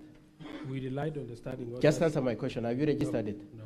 Do you know the exemptions that obtain for you to be exempted from having to register under Data Protection Act? That it requires that you have employees of less than 10 people and a turnover of less than 5 million. You are aware of that? That the only way you can get exemption from registration is if you're dealing with people less than 5 and turnover of less than 5 million. You're aware of that? You're aware of that, Mr. You said you are familiar with the data protection. Yes. Do you have the exemption under any circumstances for you not to have registered to the data protection? Because it is an internal system. I've just asked you, do you have or you don't have? No, I don't have. You don't have. Now, as we speak today, you said you developed the system a day before the voting, isn't it? Not at the, we actually ran it the day before. Sorry? The system came live the day before. The day before? Yes. Now, As you were using it on the 15th of August, did you have a policy on the use of of that system, that specific system? Electronic voting, it is in the standing orders, please. Apart from the standing orders, do you have a standalone policy on how to use that electronic voting system? Is there a policy? We haven't developed the policy. Do you have a manual? We don't have. Do you have any regulations? Regarding the Please answer, yeah, the use of electronic voting. The standing orders. Please answer my question. Do you have any regulations on the use? You don't have. Now, it is true that Honorable Senators, I want to take you to volume 1. Volume 1 of the Governor's report, page 109.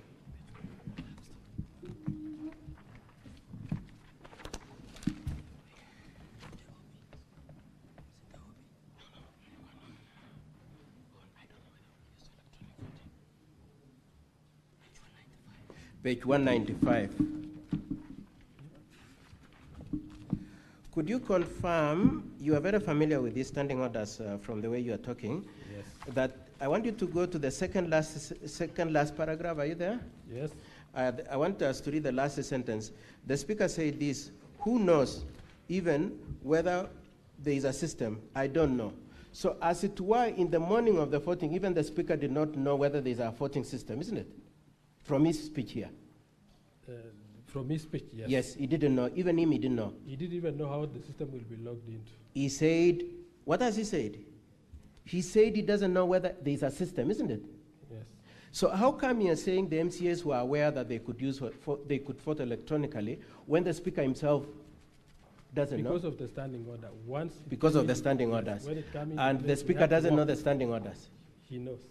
So how come he's saying that? Okay, let's move on. Then you said yesterday in your testimony that, let's just hear what you said a moment ago. Did you say he didn't know how it would work? Yes. And that is consistent, just listen to my question, that is consistent with your testimony yesterday saying that you decided at the last minute that the password would be the ID number and the username would be payroll number. Yes. So that information the speaker didn't know, yes, and the MCS didn't know. Yes. And are you an MCA, Mr. Bet? I'm a staff. So you decide as a staff what the MCS should do. You decide for them. Because it was a voting system, I had to keep the details. Didn't you need even to consult with the speaker? You decide on your own. Did you consult with the speaker on that issue? We were expecting... My question is, did you consult with the speaker on what password and username to use? No, I didn't. You did not. Okay. Okay, and in the same page 195, it is true that long before voting, the 18 MCS, which incorporates the 4 MCS, had already complained that some people have voted for them, isn't it? From the answered. Yes. And exactly the same people who had complained that we've been voted for were eventually voted for, isn't it? Or they voted. From my end, I believe they voted. No, all I'm asking you is that they already complained before the voting, isn't it? Yes. And they knew you, Mr. Bet, had voted for them, isn't it? Long before. No.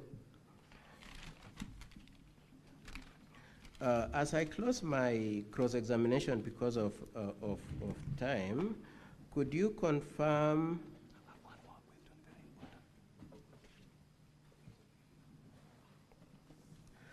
that as my learned friend, Mr. Secretary, took you through, we have delivery of the laptop switch here?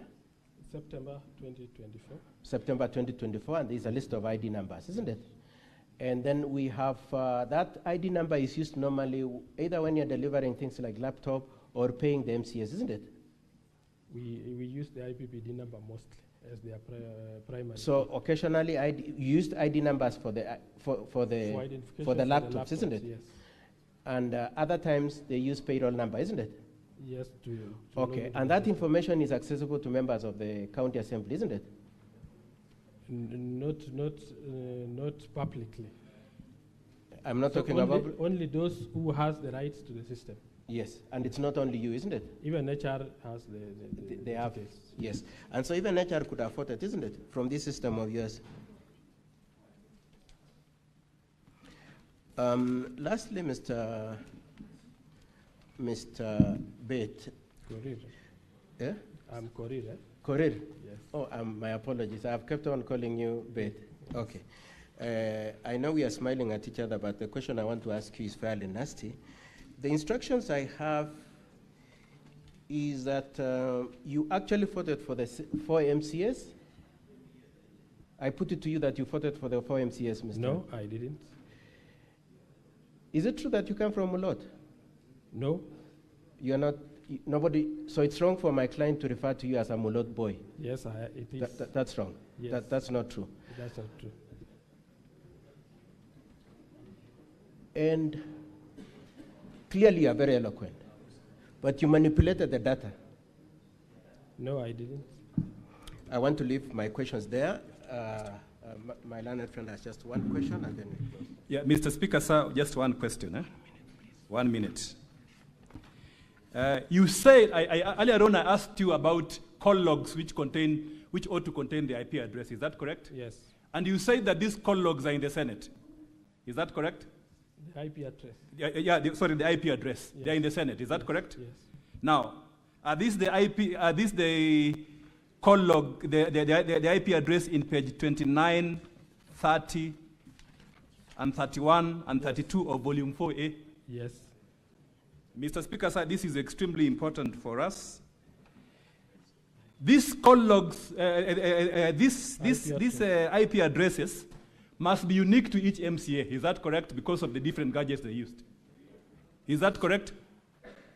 So in our wait. Yes. Is that correct? They must be unique to each one. You send a message to each one. The message was within the same link. They could even. So this is the question. This is the question. Yes. At page 30, there's an IP address, Mr. Speaker, sir. This is now where the fraud is. There's an IP address, serial number 41, page 30, the last end. Yes. An MCA for Kedowang Kamugul. He voted yes. Yes. The IP address is 41, 139, 237, and 129. Yes. Is that correct? Yes. At page 31, that same IP address appears for MCA for Soliat. Is that correct on line 2? Yes. It appears for MCA on line 5 for another MCA. Yes. I can explain and that. Wait. Yes. You will explain to the senators when they ask you. I just want to lay basis. Yes. This IP address then appears 9 times. 9 times. Yes. You confirm that? Huh? I confirm. So on the face of these logs, an MCA, 9 MCAs voted using one gadget. Yes.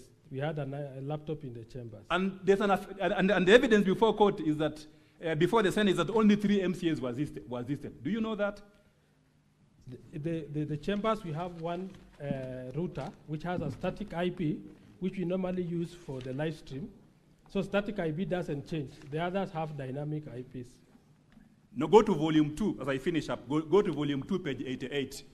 The MCAs who were assisted to vote using one machine. Because the logs show that 9 MCAs voted with one machine. Not machine exactly, but look at page 8. Look at page 88. Yes. Look at page 88 of volume 2. Paragraph 8. In the affidavit of Martin Langat, how many MCAs were assisted according to that affidavit in the chambers to vote? How many? Paragraph page 88, paragraph 8. We had 2 ICT officers in the chambers. I'm asking how many MCAs according to the affidavit before the Senate? 3. Only 3. Yes. Thank you. Counsel for the County Assembly, any re-examination?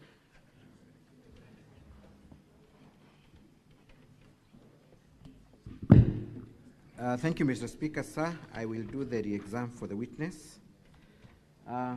Alfred. Yes.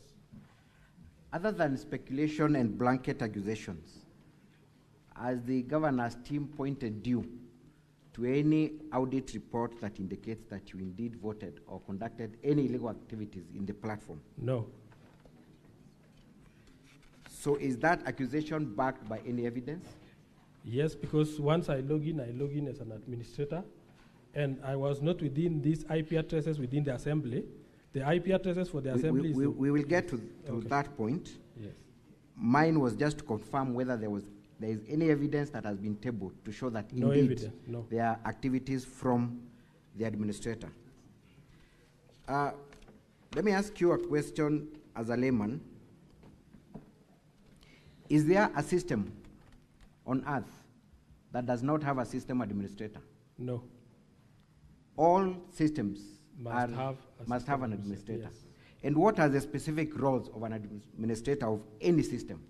Specific roles is to assign the users, to create the users in the system, assign the rights. If it is, for example, the voting one, rights to vote, who is supposed to vote, who is not to. Does that include internet banking? Internet banking. Do we have a system administrator for that application?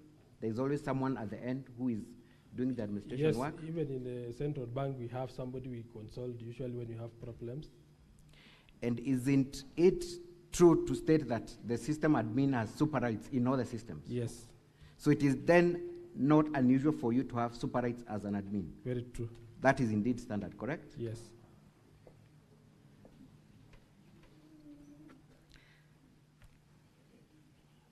Does Kericho County Assembly have an ICT policy?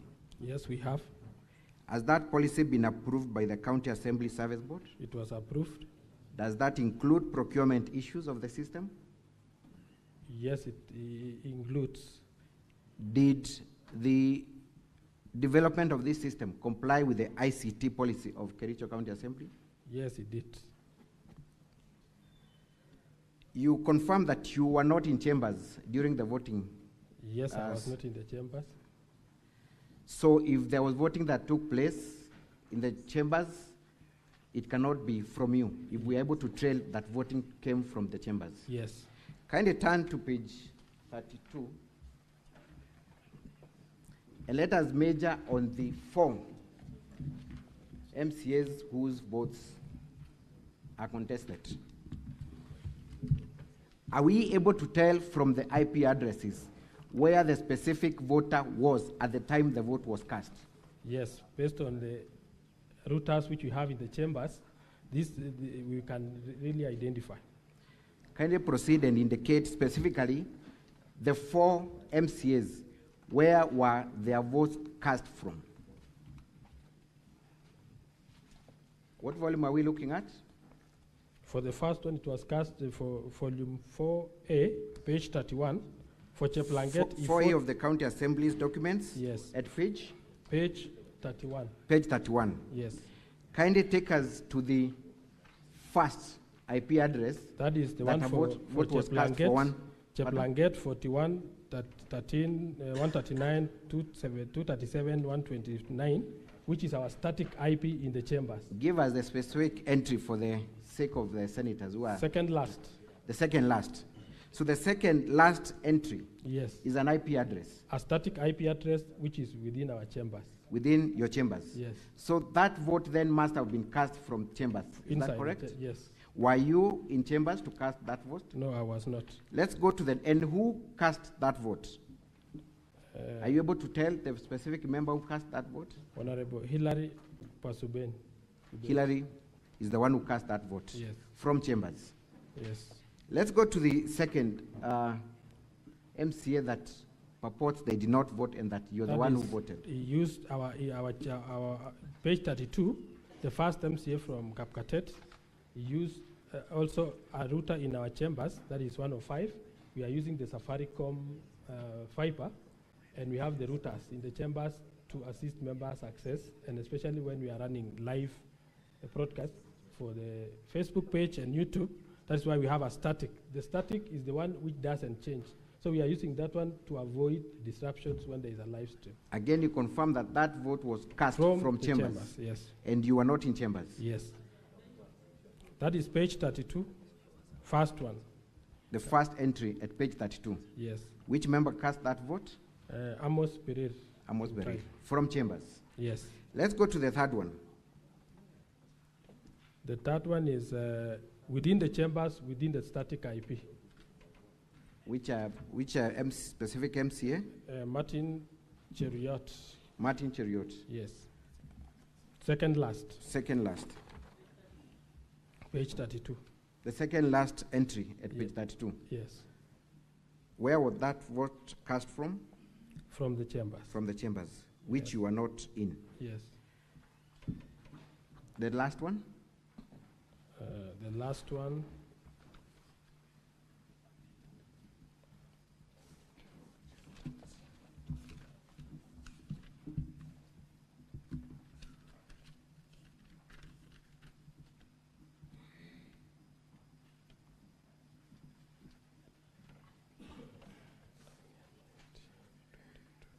The last one for Edna? I'm trying to trace the one for Edna, since she's a nominated member. 19, 22, 27. It is through the chambers static. Give us the entry number. And what page? Page 31.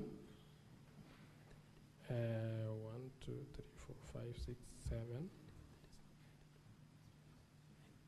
8. It is the 7th one.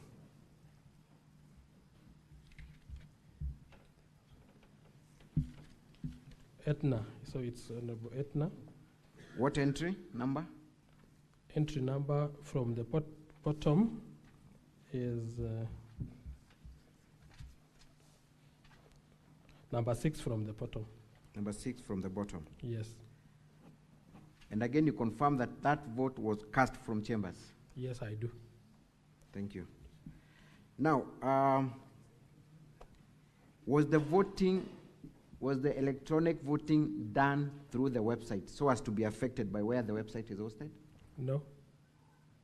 So the hosting of the website has nothing to do with the voting? But where we have hosted, because it must be accessed through the database in our hosting site.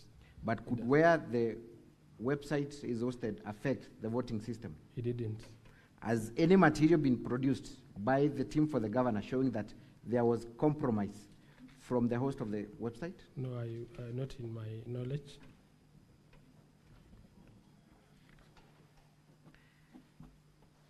You have been accused of not training members of the county assembly on the use of this system.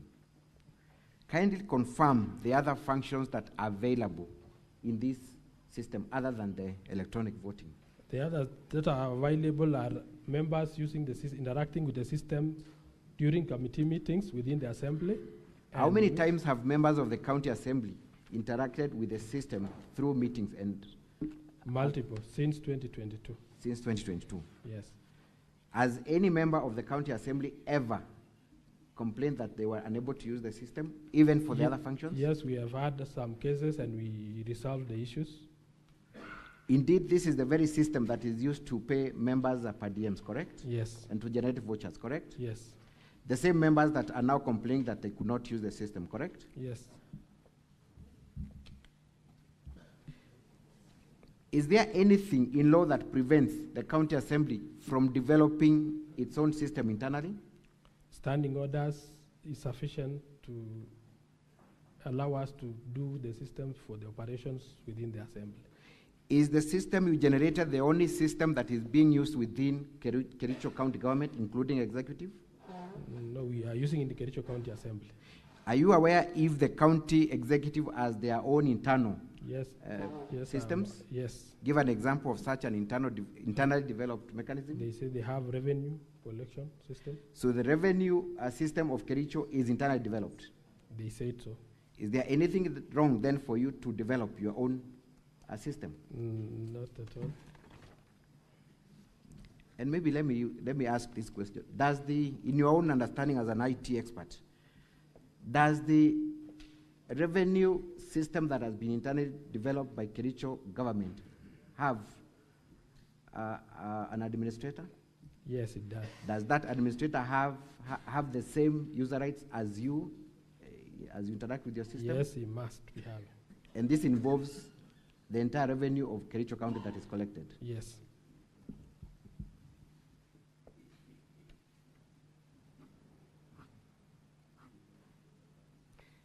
Let's talk about the data that you presented as audit logs for the voting system. Yes.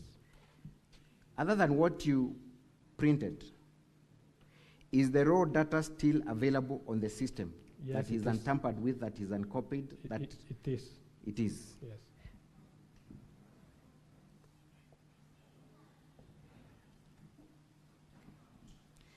You have also been accused of not producing a certificate of electronic evidence to demonstrate the procedure you used. I've confirmed that. Kindly, for record purposes, confirm that indeed you there. supplied us with a certificate of electronic.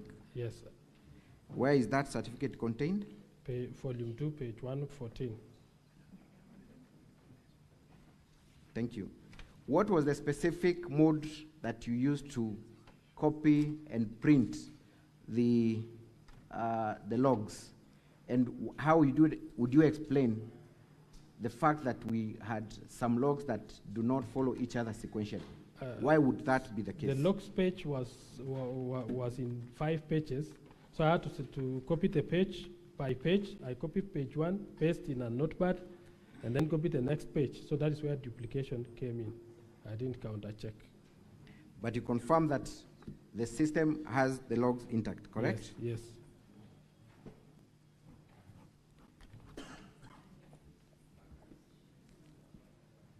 Does the system audit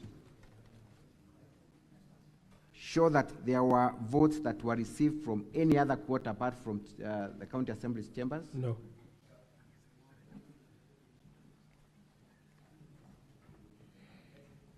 Did the members of the county assembly or any other person apart from you know the credentials that were going to be used in the voting exercise? No. Specifically, did the speaker know that it was the IDs that were supposed to be used as the passwords prior to No, the I announcement? communicated to him once he ruled that division was to be done and electronic voting was to be used. Thank you. Does the audit logs indicate that there was any activity that took place beyond the 11 minutes that were provided for voting? In regards to voting, no. So the only activity that is confirmed from the audit is activities that took place within the 11 minutes? Yes.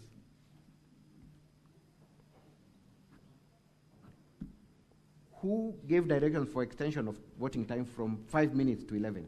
The speaker? It is the speaker. Yes. So you cannot then be accused of extending the voting period without the permission of the speaker, correct? Yes.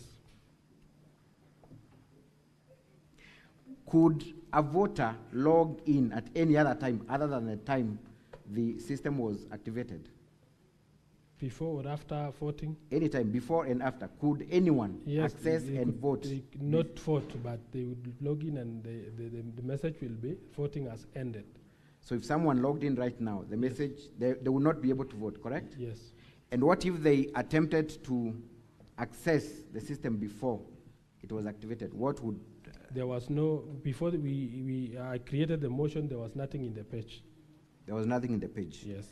So there was no possibility of voting at any other time, correct? Until the time the motion has been created. Thank you. You have been brought to the attention of 2 members of the County Assembly, one Honorable Paul B., who does not seem to have an IPPD number. Yes. Kindly explain why that is the case. Honorable Paul B. used to be a police officer, so his IPPD number, I think he left the service before retirement, and we were unable to transfer his IPPD number from the previous employer. So he worked for government before. So what have you been using instead of his IPPD number? ID. His ID. Yes. Has that been the case for all other functions other than for voting purposes? Yes. Explain also the discrepancy with Honorable Dora. Even Dora, she was working with a government institution, but transfer of the file was not successful. So we haven't received a IPPD number linked to Kericho County Assembly. So for all other functions, you still do not use a IPPD number? Yes, we don't have. So was there anything wrong for you to use ID instead of an IPPD number as the user? In that case, no. Thank you. Lastly, Mr. Wanyama yesterday, in front of this house, stated that he was able to vote after the system was closed. What would you say? You only fought for an active motion that has been created, but not in the motion that has ended. Could Mr. Wanyama then be able to vote? By that time, I had created a demo page, which we wanted to come and use in this demonstration in case it was asked. So I was trying to create a page, another motion for demo. I had indicated it's a demo page, and use the credential of 2 honorable members because the information was with them. I hadn't changed the login details from the username and password. So for demonstration purposes, I was in a process of doing that, but when I realized somebody is trying to get into the system to do another place, that is when, as system administrator, I removed the page. So the demo page, in my understanding, could be a dummy page, correct? Page, it was a dummy page. It has no effect whatsoever? No effect on the votes whatsoever. Thank you, Mr. Speaker, sir, and that is all for this witness. Unless the honorable senators have any questions. No, honorable senators, you may ask questions and seek clarifications, either direct to the witness or to counsel. You need to do that under 2 minutes. Senator Veronica Maina.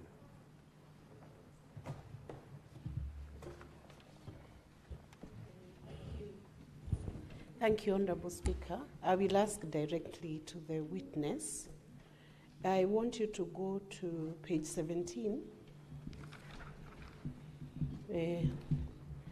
Let's say from page 13 to 17, the one that has the system audit logs and the username that you chose to apply together with the password. It is true that that username, being the IPPD number, yes, together with ID, was information that was available to the Secretariat at the Assembly. True. It was available. Yes. Meaning anybody would have accessed if they had that information, like from the finance department where payments are made. But they were not aware about the link that I sent to the members and the username that they were using. I'm asking you if that information was available and somebody had the link because the proceedings were public, everybody knew that motion was happening. Yes. They could easily access. That is true. The platform, this electronic voting system that you created, when did you create it? We started immediately when the standing orders were amended, and we didn't know when the division will come, so we were not so fast in doing it. I asked, when did you create it? A week before, 2 days before? 2 days before is when we made it live. In your ICT policy, you yes. said you have an ICT policy? Yeah, we have. In Kericho? We have. In your ICT policy, what process does that system, is that subsystem? Senator Enoch Wambua.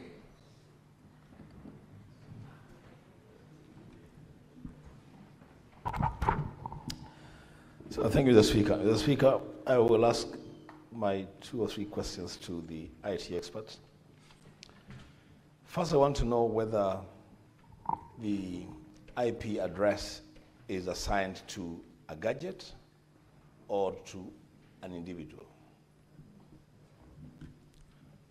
The IP address, under the IP address, the first two numbers, that is like 105.106, is assigned to the network. That is to the network. Then the rest is assigned to the gadget. Mr. Speaker, I asked that question because I also have some knowledge on IT. It is impossible to get more than one login using the same credentials at the same time. If you have logged in using whatever password you have used or whatever IPPD address you've been assigned, you have to log out and log in afresh. That is true. You cannot log in twice at the same time And yet I see on page 13 of volume 4A, there is a person that has logged in twice at the same time, voted 2 seconds later, and until this document was brought to us, that person is still logged in. They did not log out. I want to understand from the IT expert, how is it that there are some people that logged in and logged out? Senator Kathuri.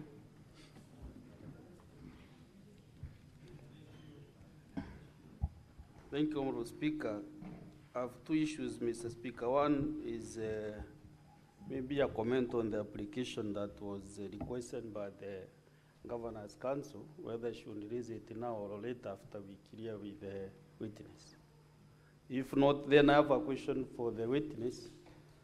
He has alluded to the fact that this system was never tested before by the MCAs. And you know, not everybody is an ICT expert. Actually, it is today I'm learning that Senator Wambua has some knowledge in ICT. I thought he's just a journalist. Myself, I'm an environmentalist, so I'm not an IT expert. Therefore, I'm asking the administrator of the system, why did you not test the system with your client, the MCAs, before you went to the vote? Because for sure, even ourselves, we have a system in this house, but we didn't even some orientation when the system was installed in the both houses of parliament. So why did you go that route? Did you put this system just specifically for the vote of the impeachment motion?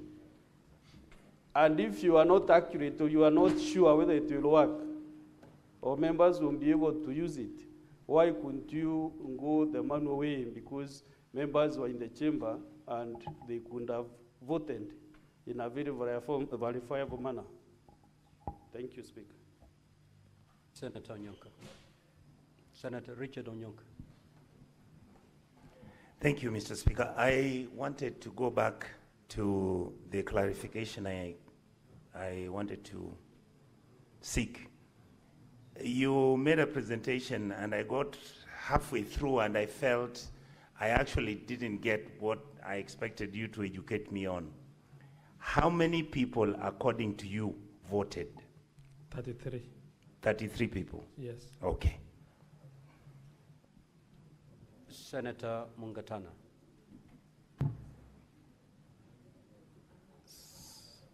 Thank you, Mr. Speaker. Mr. Speaker, we also have our voting system, like the Deputy Speaker has said.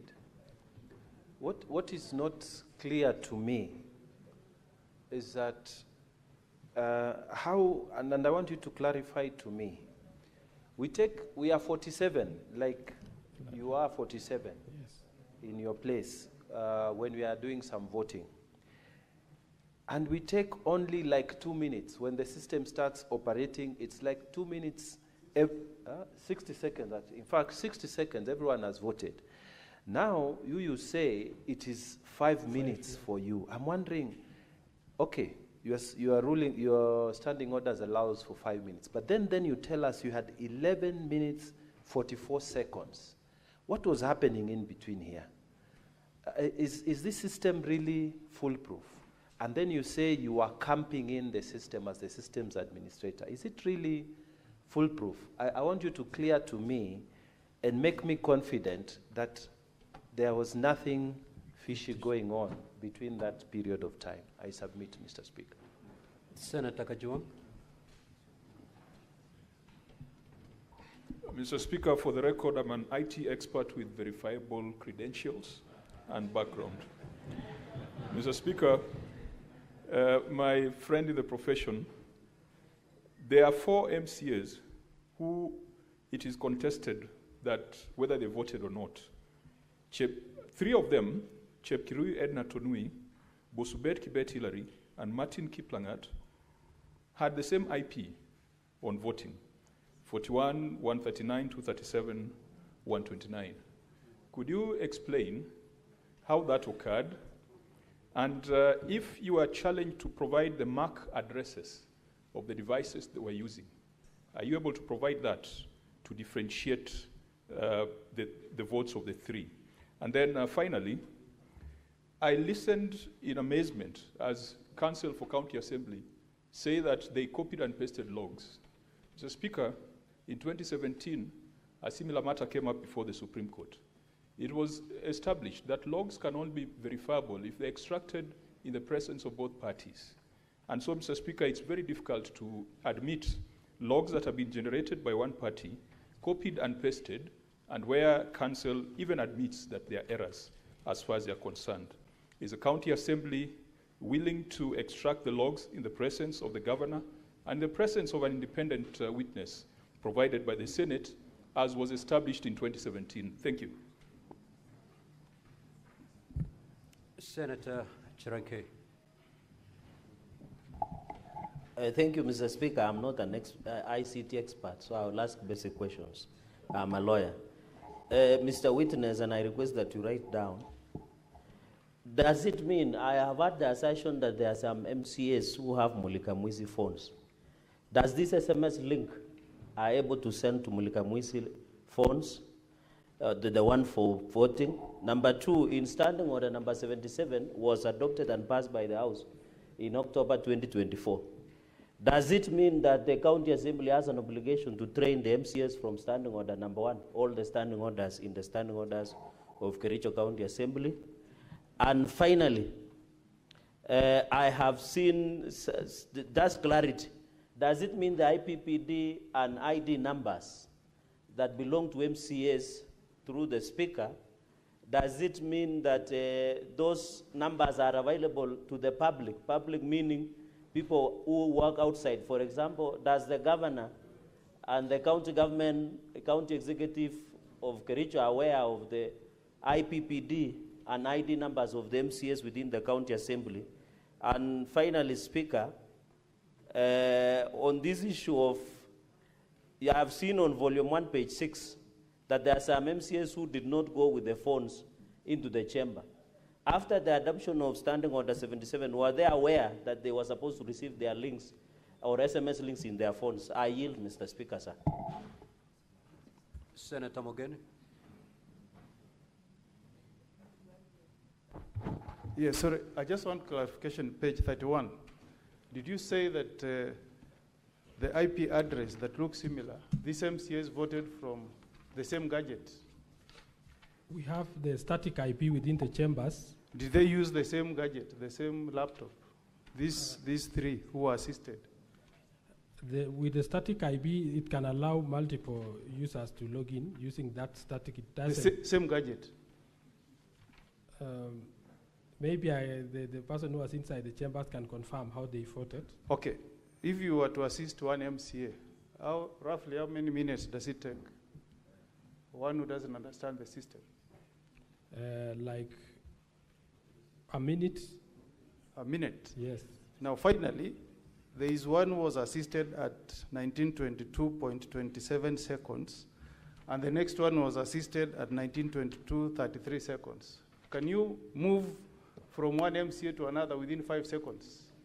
Which one was that? Excuse me. Can you assist two MCAs within 5 seconds? Kindly refer to the volume, please.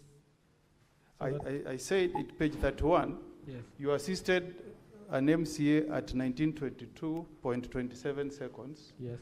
And the next one, 1922.33. That means the difference of 5 seconds. That is the issue of the static IP. It can allow multiple devices to log in using the same IP. You know, I'm referring, the IP address is the same. Yes. The explanation is that the gadget was one. They were using the same gadgets, and these we are lost. That's the clarification I need from you. You need to convince me what happened.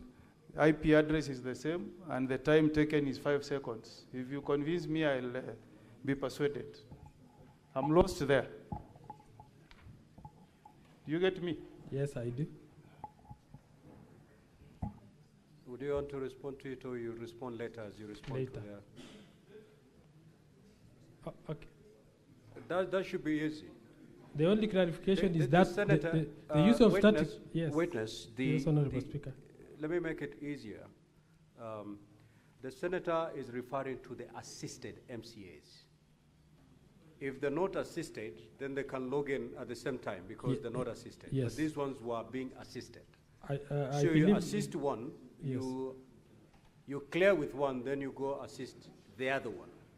Now his concern is the efficiency that was deployed in that in assisting we those, had two ICT officers within the chambers.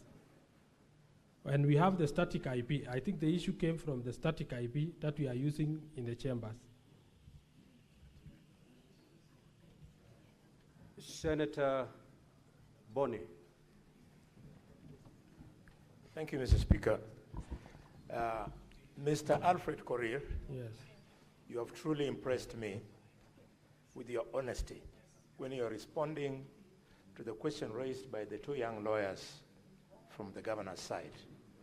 I would like you to uphold that standard. And the question is this. Cybersecurity expects the highest standards. The reason why end-to-end encryption is the standard, specifically to address what is disturbing us now, namely to make it impossible for unauthorized persons to access the system. Yes. So given that you honestly accepted that your system is not foolproof, do you still want the Senate to use your evidence to remove the governor when it was porous? That's question number one. The last question, since you've said you're the expert, who asked you to advise the County Assembly of Kericho to use a system which you, the expert, knew was porous? Senator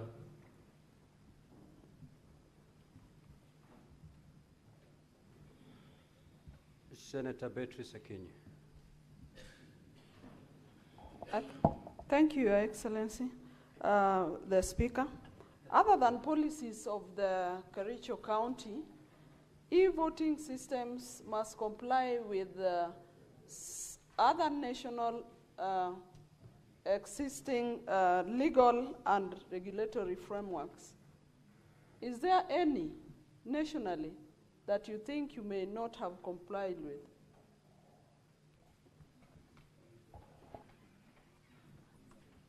Senator Thangwa. Thank you very much, Mr. Speaker. Yes, it is true an assembly can have a static IP address. That is the router. But that router will give different IP addresses to all the gadgets. So you cannot have an IP address the same from each gadget. I'm an IP expert, IT expert. My question is, yeah, verified. My question is, it is hypothetical, Mr. Speaker. From the IT department of Kericho Assembly, can you recommend your system to IEBC so that probably they can use this system in the next general election? That's one. And question number two, Mr. Speaker, question number two, we have seen that one IP address voted about 9 times. My question is to the Council for the Governor. Are these 9 people who are voted for the one who have already done an affidavit to say they were voted for? Those are my questions. But, Mr. Speaker, this is a classic case of a proxy voting system. Thank you. Senator Moma. Thank you, Honorable Speaker. To the witness, the matter before the Senate is for us to determine whether there was a valid vote taken in respect of the impeachment of the governor, how many MCS voted, and I would want you to indicate how many MCAs were present, how many voted, and can you confirm that nobody voted for any MCA? Is that evidence before us? Senator Kisang, order Senator for Narok County.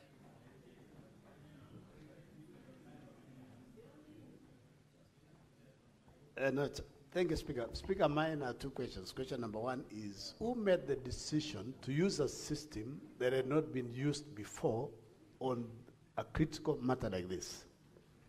Secondly, as the County Assembly of Kericho, are you registered as a data processor and data controller or not? Number three is, as an IT expert, yourself and myself, I have 34 years of practice. Did you send the IBBD numbers and IT number and ID numbers as bulk, or you sent to each person individually? And what was the use of using? Because I believe each MCA, they know their own IBBD numbers and they know their IDs. Do you have a system also to regularly assist the MCAs to change their passwords? Thank you, Mr. Speaker. Senator Eddy.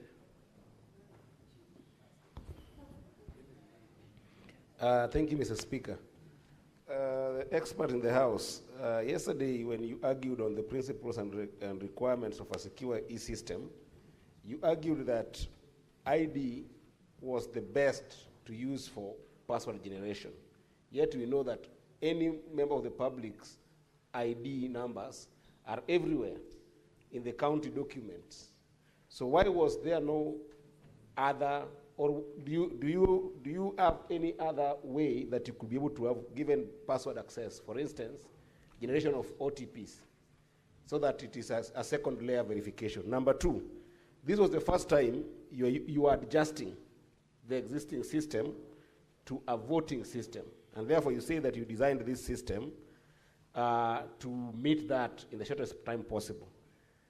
In an event where Senator Kajwang has asked for us to access the logs, and the governor said to access the logs, in an event where you cannot share with us that, can you share with us a rational unified process, especially looking at the project duration and software increments that you did? Can you share with us that in this house, or can you take us through your RUP process? Senator Lelegwe.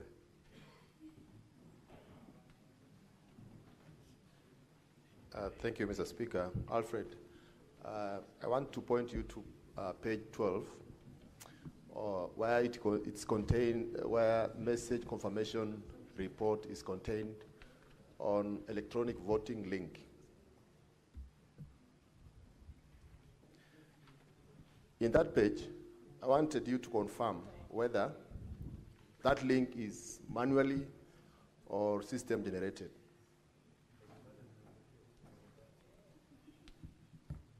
Are you done, Senator? Two, if it's system generated, why is entry number 13 a 25-digit number while all others are 24-digit number? Senator Chute.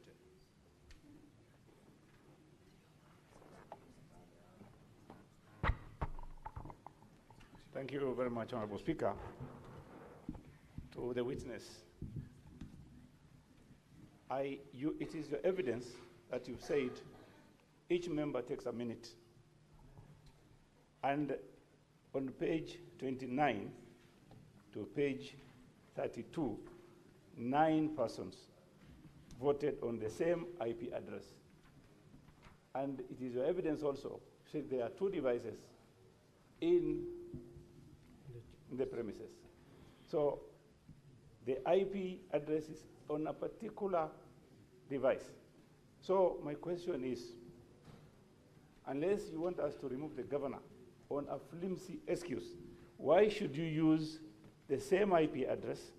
That takes 1 minute for each person. That's already 9 minutes. How is it possible that these people took 9 minutes to vote on the same IP address? definitely they've used a system.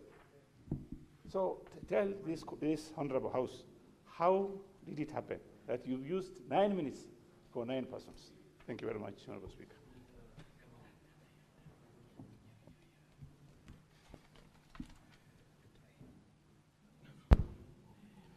Thank you very much, Mr. Speaker. Mr. Speaker, I wanted to know from the witness, for how long have they been using the electronic voting system in the County Assembly of Kericho? That is point number 1. Number 2, I also wanted to know, in the event of system failure, which system have they kept in place to assist the members of County Assembly of Kericho to vote? Thank you, Honorable Speaker.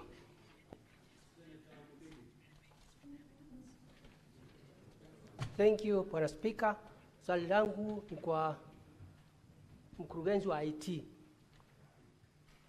Hii ni mara ya pili ya kutumua gavana wa Kericho. Na unajua kuna two-third. Katika kona zote, kila kitu yote siku hizi ni IT.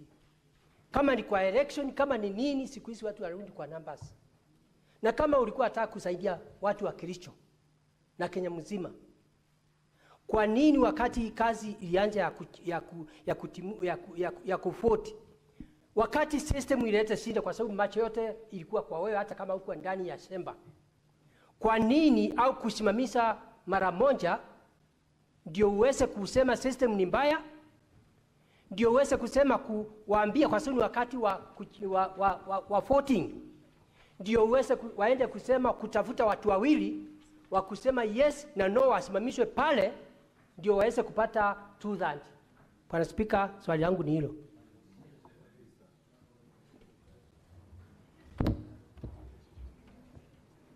Thank you, Mr. Speaker, for this opportunity.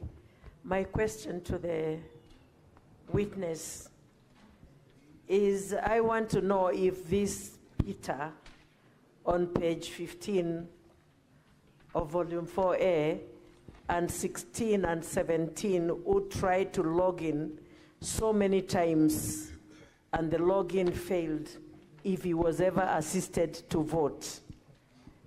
And I would also want to ask, this is a very heavy matter of impeachment, and when we look at the system, it had problems. How come you continued with it and allowed MCS to vote through the same system which had difficulties in voting for an impeachment? This is a heavy matter. Thank you, Mr. Speaker. Senator Wamatinga. Thank you very much, Mr. Speaker. My question goes to the IT expert. You know, in the age of cybersecurity, I waited for you to mention what kind of firewalls you had put to ensure that we do not have unlawful intrusion. If you did have such a firewall, would you kindly provide us with the logs that showed that there were people who attempted to log in and they were actually denied entry? The second question is, why was it not easy for you to use randomly generated passwords instead of you designated passwords to the MCAs which could be manipulated? Thank you, Mr. Speaker. Senator Shakila. Thank you, Mr. Speaker. Mr. Speaker, it is unfortunate today we are doing the job or the work of the MCAs on how they voted, whether they voted or not, which is not our work as a Senate, Mr. Speaker. Mr. Speaker, we can as well call those the MCAs to come and vote here to establish the truth of the matter, because it seems now the doubt is how they voted, who didn't vote, and how many times, which is not our work. We are here, when a governor is brought here, we look at the issues and impeach the governor, or we save him. But now we're doing the work of the MCAs, Mr. Speaker. That is not the work of this House. It is very unfortunate. We either bring those MCAs here to vote before the eyes of the senators to establish the truth of the matter and close this case once and for all. Thank you, Mr. Senator Speaker. Wakoli. No question there.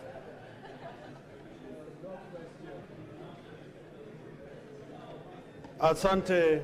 Order, honorable senators. Senator Wakoli, you may proceed. Mheshimiwa Spika, kulingana na mawasilishi ya mawakili, kumekuwa na mtafaruku kwamba kuna wale walipiga kura kupitia simu na wengine kupitia vipatakalishi. Langu ni je, ama kwa Wakenya waelewe, ni kina nani walipiga kura kupitia simu za rununu na wangapi walitumia kompyuta? Pili, kulingana na uweledi wa mtaalamu huyu, kuna thibitisho kupitia kanda ya video kama sasa jumba la Senate wa Kenya wanafuata moja kwa moja. Kuna thibitisho kwamba waliopiga kura walikuwa ndani ya jumba la County Assembly, ama ni wapiga kura hewa ambao tu kupitia nambari ulizosema wanathibitisho. Na mwisho kabisa, wewe kama mtaalamu, iwaje hauelewi mfumo, mbinu ama sheria ambazo zapaswa viongozi katika jumba la county kupiga kura? Asante Mheshimiwa Spika. Senator Morango James. Asante sana Mr. Speaker. Nilikuwa nimezima kwa sababu swali lilikuwa nataka kuuliza lilikuwa na Senator Wakoli. Then take your seat, Senator Methu. Mr. Speaker, sir, I would just want to confirm from the witness who is on the stand, and the witness has taken an oath. There are so many documents here. The witness on the stand has sworn with the Bible. Mr. Witness, just a confirmation. Is it your position before God and before the Senate that indeed that 3 MCAs voted or 28 MCAs voted? That would be my first concern. And the second one, do you actually also know the implication of the oath that you have taken before this House if it is later found out, indeed because it can be found out, that not that 3 MCAs voted and 28 voted? Do you actually know the implication of that oath that you have taken as a witness before this House? Senator Abbas. Thank you, Mr. Speaker. If you go to volume 4A, page 12, if you look at the bulk SMS that has been sent, if you look at the bulk of SMS that has been sent, there are 28 out of the 47. So why did the member send, the witness sent only 28 and not 47 as a bulk SMS? 2, you have 47 MCAs, and I think they are all in the chamber at that time. Where are those who abstained and those who have not voted against the governor? Senator Olekina.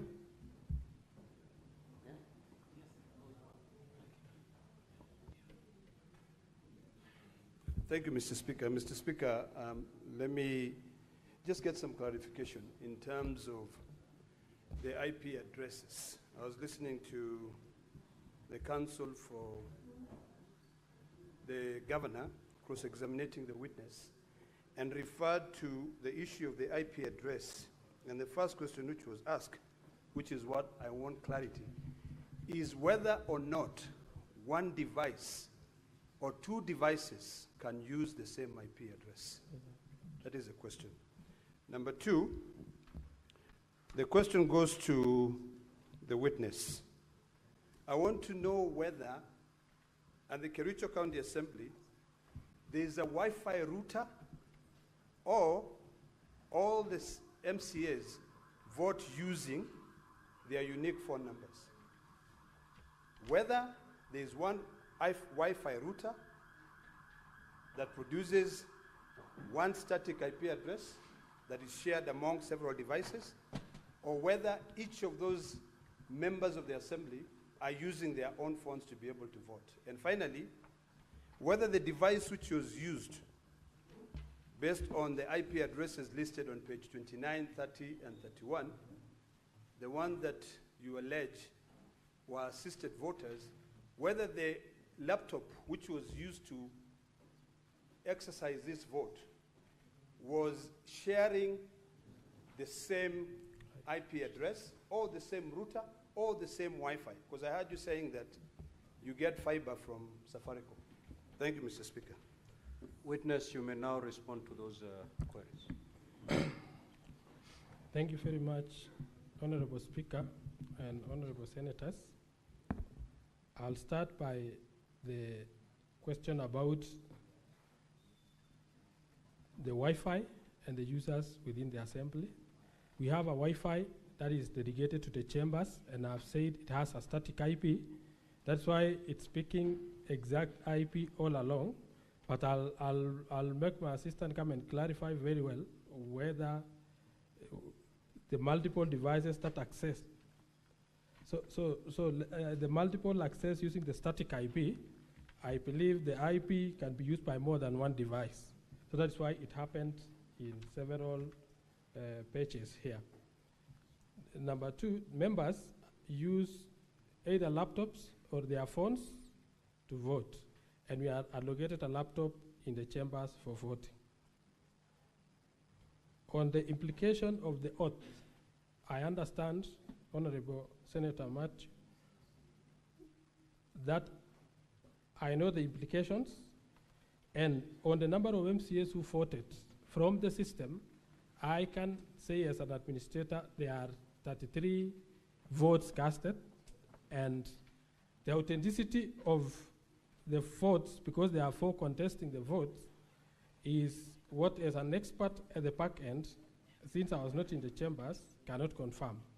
When the members take their stand, they will confirm whether they voted or somebody actually voted on their behalf. On confirmation of votes within, that one I think I've talked about. There is an issue about the firewalls, and I can confirm. Mr. Witness, is it possible to mention the question that you are responding to? The senator who asked the question. I didn't note the name of the senators. Oh.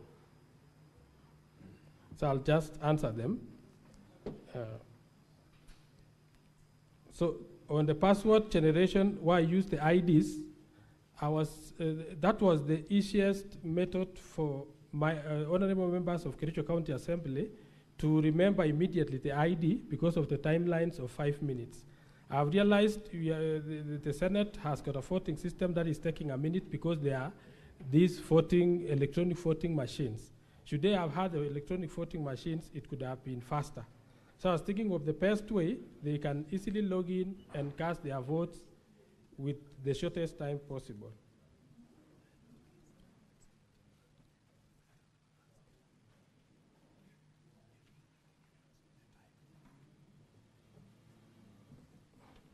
The issue of alternative voting when the electronic system failed is available in the standing orders where they could have taken a roll call, but at that time the results didn't indicate that there was an error or there was a problem with the votes since it recorded 33 votes.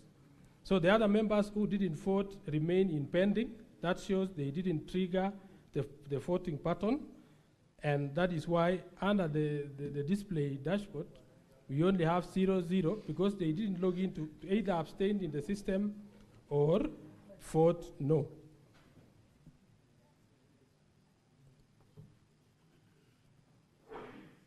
I think I can answer those ones.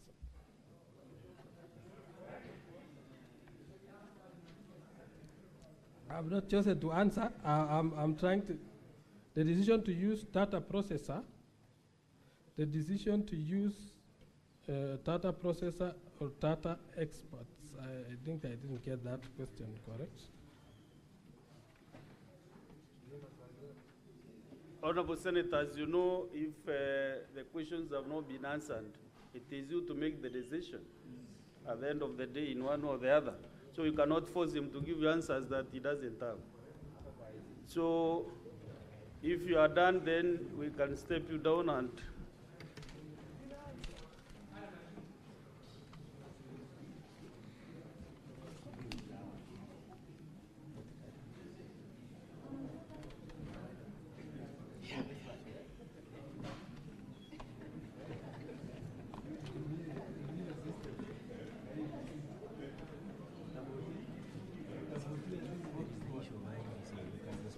yes, order, senators, order.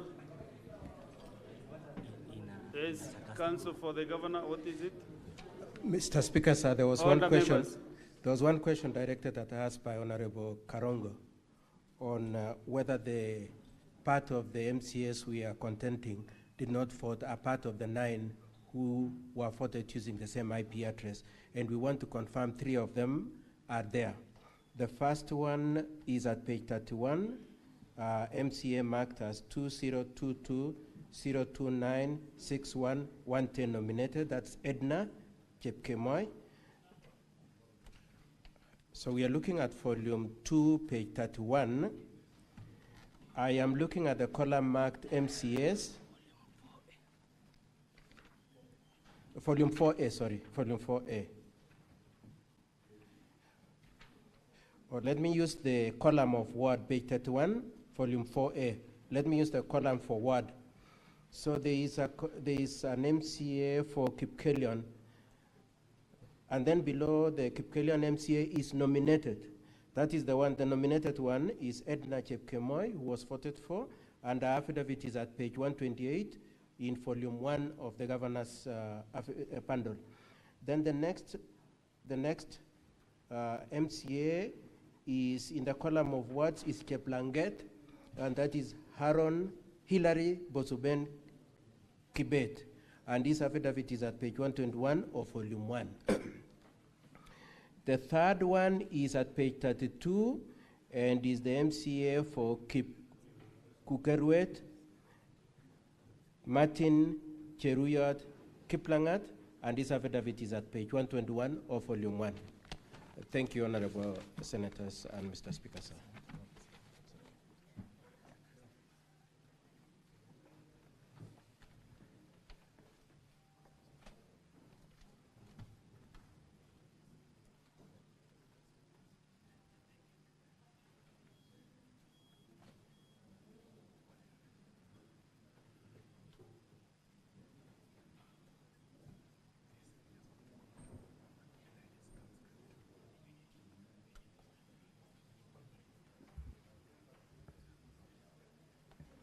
Well, I was of the impression that the main witness will maybe take time to respond to the many queries, but I'm told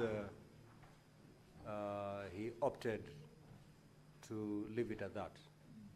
Okay, so were there any queries directed to any other party other than the witness? So that we proceed. Okay, so then we will. Now, honorable senators, before, yes.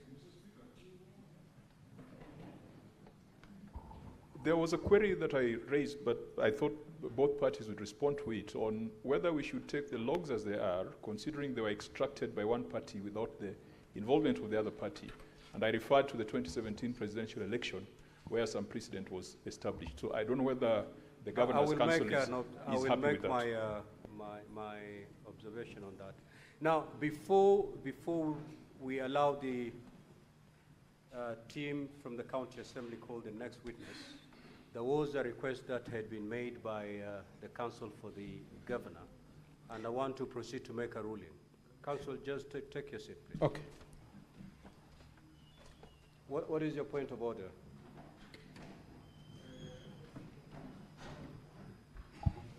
Honorable Speaker, before you make that ruling for the application which was sought by the Governor's Council, Mr. Speaker, in your ruling yesterday, You indicated that Senate will make some determination on threshold before voting on the main impeachment charges.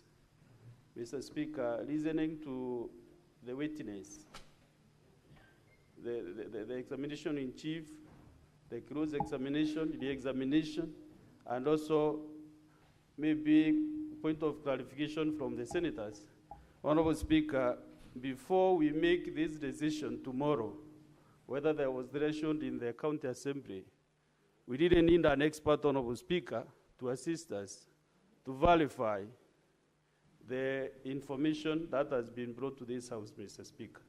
You know, the side of the county assembly, they are defending the voting was right.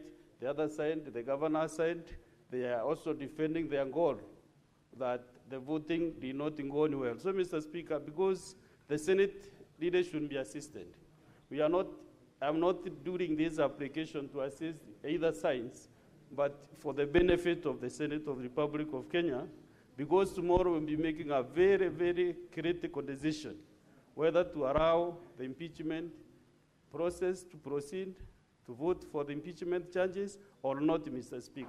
Mr. Speaker, we have an ICT authority in Kenya which has very, very informed experts. So, Mr. Speaker, we can get someone who can be able to look at all these ID, IP addresses, all these credentials, so that, Mr. Speaker, as we make our decision, we can make an informed decision.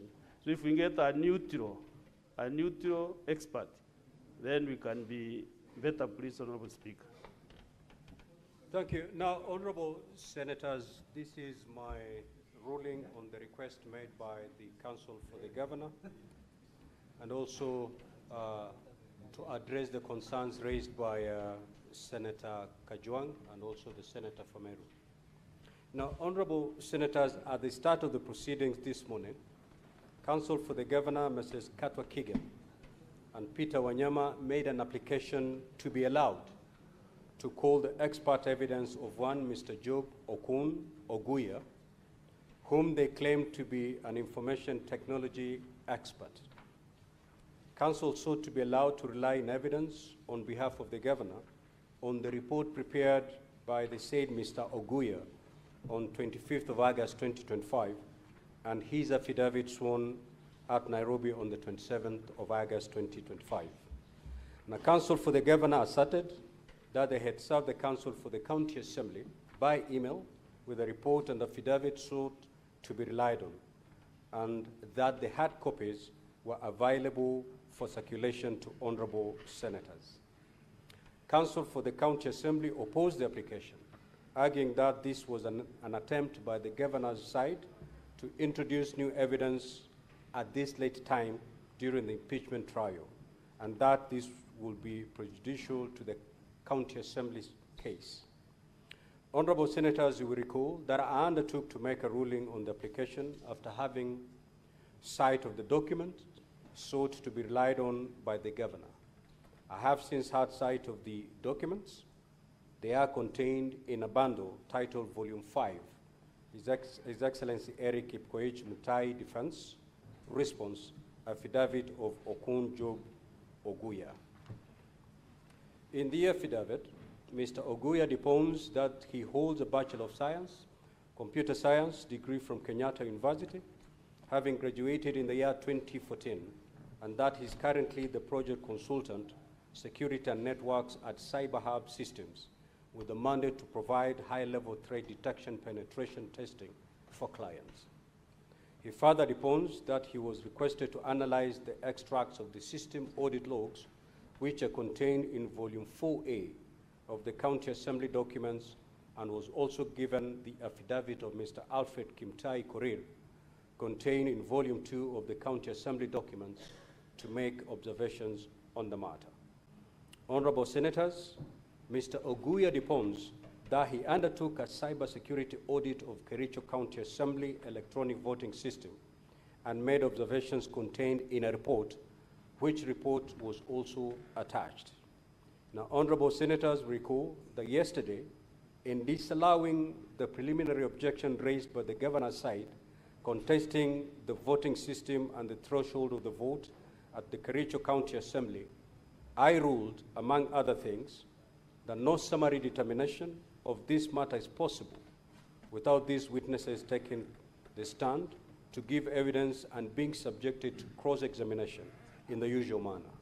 I further ruled that the only way for the Senate to determine this question is to receive evidence on the matter, evaluate the same, and make a finding one way or the other on the preponderance of evidence. Now, Honorable Senators, Rule 10 of the Rules of Procedure for Hearing and Determination of the proposed removal from office by impeachment of a governor provides as follows. The Senate may, at the request of the County Assembly or the governor, invite or summon any person to appear and give evidence before the Senate. Rule 2 of the said rules make it very clear that the impeachment proceedings are an investigation to determine whether the particulars of the allegations against the governor have been substantiated. Now, Honorable Senators, on the basis of the importance of the question on the voting system and the voting process that was undertaken, and noting the ruling that I made yesterday, and on the strength of Rule 10 of the Rules of Procedure, I will allow the application by counsel for the governor to admit the affidavit by Mr. Job Okun Oguya and his report on the cybersecurity audit on the Kericho County Assembly electronic voting system. I find that the opposition by the County Assembly to the application is outweighed by the need for the Senate to get to the root of the voting system and the voting process. No prejudice will be suffered by the County Assembly if the Senate establishes the truth on this matter. I also note that for similar reasons yesterday, I allowed the County Assembly's application to provide documentation which had been referred in its submitted documents but had not been attached. Now, Honorable Senators, in allowing the governor to call its expert witness, I direct that the governor's side will have to accommodate the witness within its time as already allocated. The evidence of the witness will also be limited to matters raised in the evidence of the County Assembly. The witness will be subject to cross-examination in the usual manner. Honorable Senators, I also wish to make an additional ruling on this matter.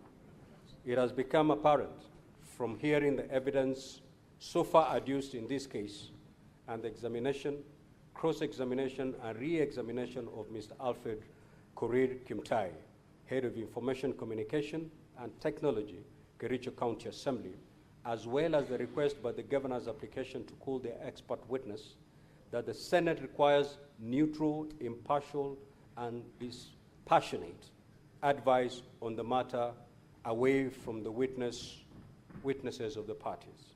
Indeed, this was referred to by Senator Moses Kajwang, MP, when seeking clarification from the County Assembly witness. Senator Kajwang reminded the Senate of its power to summon any person to assist it in its investigation in an impeachment process. The Senate has indeed invoked this jurisdiction before. For this reason, therefore, I direct the Office of the Clerk to immediately contact the Information Communication Technology ICT Authority of Kenya and request the authority to provide the Senate with 2 ICT experts to come and assist the Senate in this matter.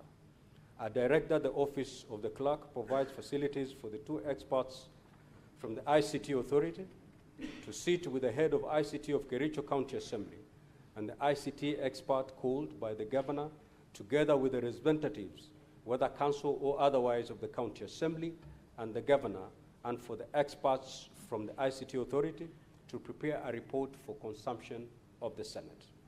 The report, which must be brief and concise, should be submitted to the Office of the Clerk of the Senate not later than 6 p.m. today, Thursday, the 28th of August, 2025, and must answer the following questions. 1, did an electronic voting process take place using the system?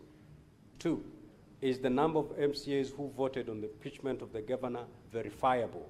Number 3, was it possible for any MCA or any other person who had a link to vote on the motion on behalf of an MCA or another MCA? Number 4, how many MCAs voted in the affirmative on the motion to impeach the governor? Number 5, is there any evidence of multiple voting or other compromise of the voting system and/or impropriety in the voting system or process. It is so ordered. Next witness. You may, Senator Boni. Mr. Speaker, I thank you for that. And my mind is telling me there is something that the parties might lose if we only receive a written response to the issues you have raised. It might offer them a better opportunity, Mr. Speaker, if we allow that expert takes the witness stand, so that besides responding to the 5 issues you've raised, the parties be given an opportunity to interrogate him further. I believe if we do that, we'll better be enriched, Mr. Speaker. The only person who can table this is the one who would have prepared it, and he can only do that when he takes the oath, tables this, go take us through it, and if you need to get any clarification from the experts, you certainly will be at liberty to do so. Thank you. Next witness. Sorry, Mr. Speaker, before the next witness comes, may I request that you direct the governor's side to give us a copy of their expert affidavit and report? We don't have it. One was transmitted to you via email, but you can be served with a hard copy right now. Thank you. You may proceed to exchange documents. Let's hear the next witness.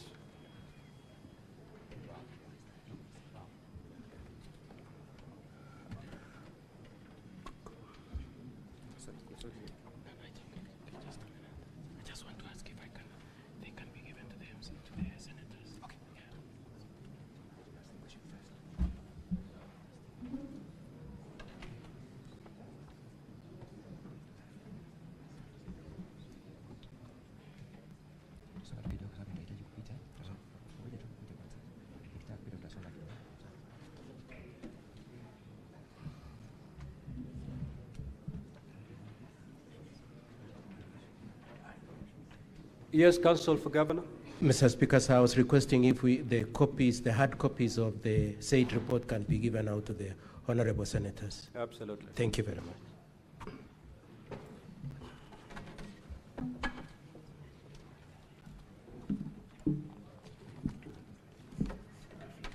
Now, Counsel for County Assembly, you have 57 minutes, and I note you still have 6 more witnesses to call. So apportion your time accordingly.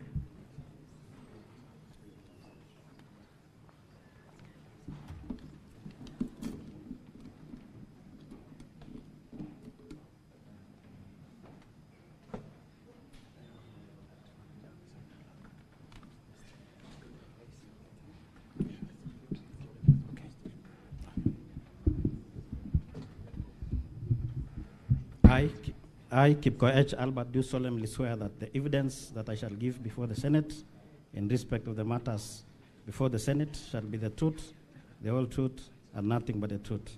So help me God. Thank you, Mr. Speaker. We now wish to move to the next limb of the impeachment motion, which will be about the alleged theft of public funds. Tell the Senate your full name. Thank you. My name is Albert Kipkoech. Where do you live? I live in Kericho, a place called Kaitui, in Soin Sigawet sub-county. What do you do for a living? I'm a member of Kericho County Assembly representing Soliat Ward. I understand that means you are an elected member of Kericho County Assembly? Yes, I'm an elected member. What other roles do you discharge officially within Kericho County Assembly? Okay, at the Kericho County Assembly, I'm a chair on on Budget Appropriation Committee. I'm chairing that committee at the Kericho County Assembly. Is there any other committee you may have chaired or been a member of in that county assembly? Okay, last month, that was July, through an establishment of the assembly, I was given a responsibility to chair a committee, an ad hoc committee on fictitious payments. I didn't get the name of the committee, the ad hoc committee? ad hoc committee on fictitious payment. Thank you so much. So we wish to now move to that committee on fictitious payment. Did that committee do its work as established? Yes, we were given a mandate, and that mandate is in my affidavit, paragraph 8. And the first thing that we did. Allow me to put the question. So let me take you a step further and ask this question as follows. Have you presented an affidavit before the Senate? Yes. It is in my, it is in volume 2. Are you able to give us the page? Is that the affidavit at pages 51 to 78 of volume 2? Yes. Do you stand by the contents of the affidavit at pages 51 to 78 of volume 2? Yes, I stand. Allow me then to briefly move to the mandate of that committee. What made that committee to be established as an ad hoc committee? Okay, on 10th July 2025, His Excellency Deputy Governor Fred Kirui wrote a letter to the Assembly on issues on financial impropriety. And that is what made the County Assembly to establish an ad hoc committee. Thank you so much. Let's go to how you discharged your mandate as a committee. How did you get or take evidence as a committee? The first thing that we did is that we invited witnesses, and it is in paragraph 9 of my affidavit. And the first witness was Deputy Governor. Because we don't have time, just give us the list of the witnesses. The senators will read for themselves. Just give us the list. Okay, the first list, the first person was Deputy Governor. It is in volume, the invitation letter is in volume 4, page 221. The second person was CC Finance, Jackson Rob. It is also in volume 4, page 222. The third person was Gillian Soy, Director of Procurement. The fourth person was Betsy Jebet, CEO Agriculture. The invitation letter is in volume 4, page 230, and also page 231, because there were two chief officers. Another invitee was Jacqueline Langat. Our invitation letter is in volume 4, page 227. The next person was QS Anderson Terrer, CEO Public Works, Roads and Transport. They will find it, the invitation letter is also in volume 4, page 229. Keblangat Richard Mutai, CEO Water. Invitation letter is also in volume 4, page 228. And the other witness was Dr. Jafet Cheruyot, CEO Health Services. It is also in volume 4, page 225. Then CPA Kenneth Omondi. And the last person was Richard Toney, Chief Officer Education. The invitation letter is also in volume 4, page 224. Very briefly, what material generally, in the interest of time, did these witnesses present to your committee? Okay, it is in paragraph 11. That is procurement plans, payment vouchers, local service orders, delivery notes, requisitions, and other relevant documents. So essentially they gave you accounting documents for the county government of Kericho? Yes. Did this committee complete its work and produce a report? Yes, we produced a report, and that report is in volume 4A, page 108 to page 190. Thank you.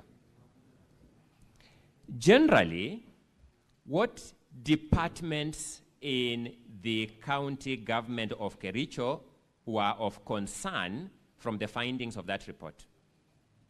Okay, there were 6 departments. The first one is Land and Physical Planning Department. So let's go step by step. That Department of Lands, what were the key issues from your committee findings? The key issue is that there was a proposed repairs, decoration, and re-roofing works that was done in Kipkelion, and they paid without completing the works. That was the first one. The second one in the Department of Lands was public participation.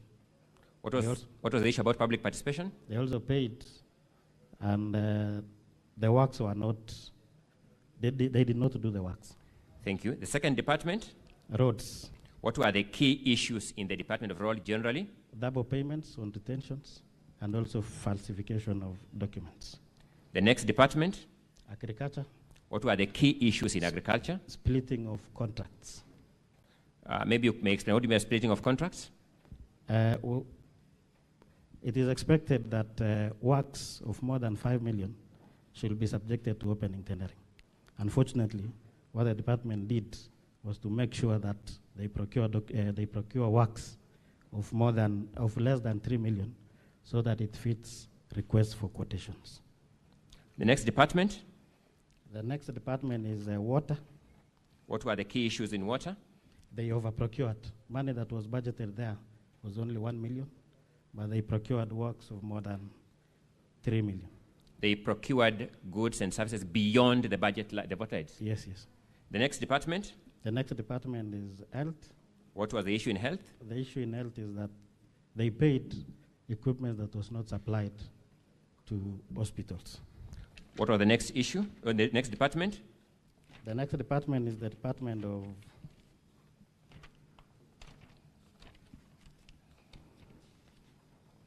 Finance. What were the key issues in finance? The key issues in finance was there was no documents, especially... documents to support or to do what? Yes, to support payment. And I can take honorable members to page 74, whereby there is a table there. For example, Finch Focus Limited. That's enough. I'll come to the specifics in a short while because I can see time is running and we need to manage time properly. Allow us to sample some of these matters, and at this juncture, I'll be asking the ICT team to put for us on the screen the image in volume 6A at page 16. The image in volume 6A at page 16. And as they do that, allow me to draw your attention.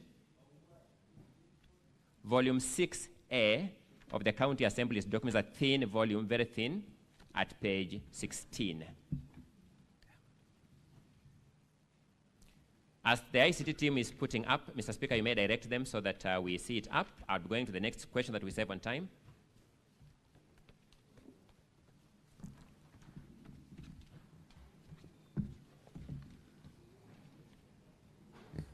So, to be sequential, let us begin dealing with the Department of Lands, and in particular, the Kericho houses issue. I want you to look at volume 4, witness, at page 87. Volume 4 at page 87. And answer the following question. What document is at volume 4, page 87? Voucher. What is the project in respect that voucher is generated? The project is maintenance of lands, housing, and physical planning offices, buildings. How much money is that voucher paying out? 2,999,000. Was that payment made before or after the commencement of the work of your ad hoc committee? Before. Look at the screens in the house. Did you visit the site of that project? Yes, we visited the sites on the 30th July, and we took those No, photos. give us a full date. 30th July of which year? 2025.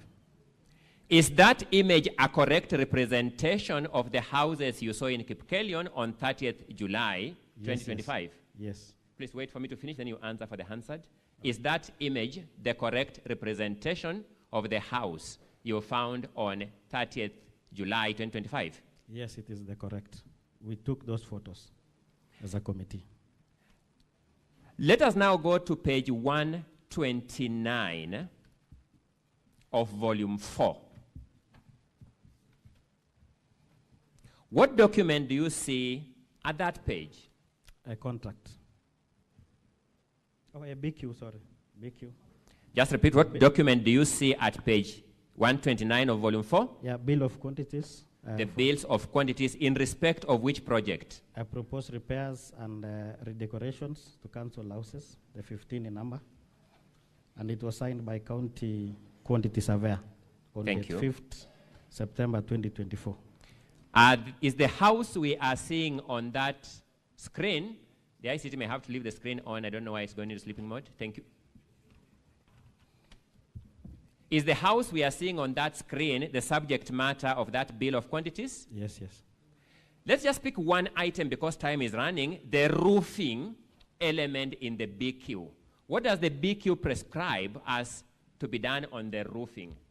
Okay, the BQ says that it allows for careful removal of the asbestos roof. Let's look at the screen. Is the asbestos roof removed? No. Proceed. Okay, it also says that and cut away is directed by the project manager.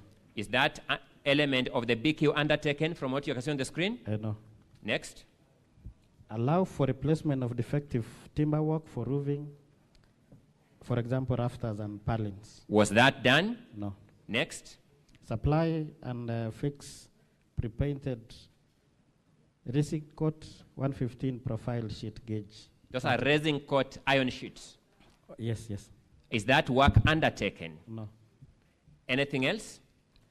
Another one is allow for the production of facial board to the pitch board roof as directed by the project manager.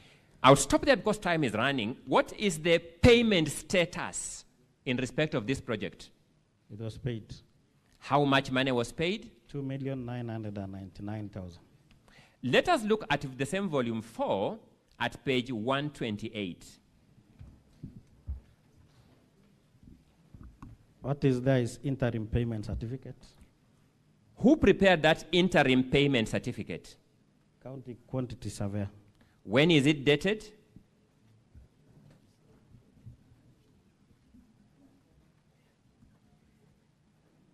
February 2025. Look at the municipality in respect of which that payment certificate relates. What is that municipality? Kericho Municipal Board. Sorry? Kericho Municipal Board. To your knowledge, are these houses at Kipkelion within Kericho municipality? No, it is not within Kericho municipality. What is the recommended figure to be paid in that interim certificate?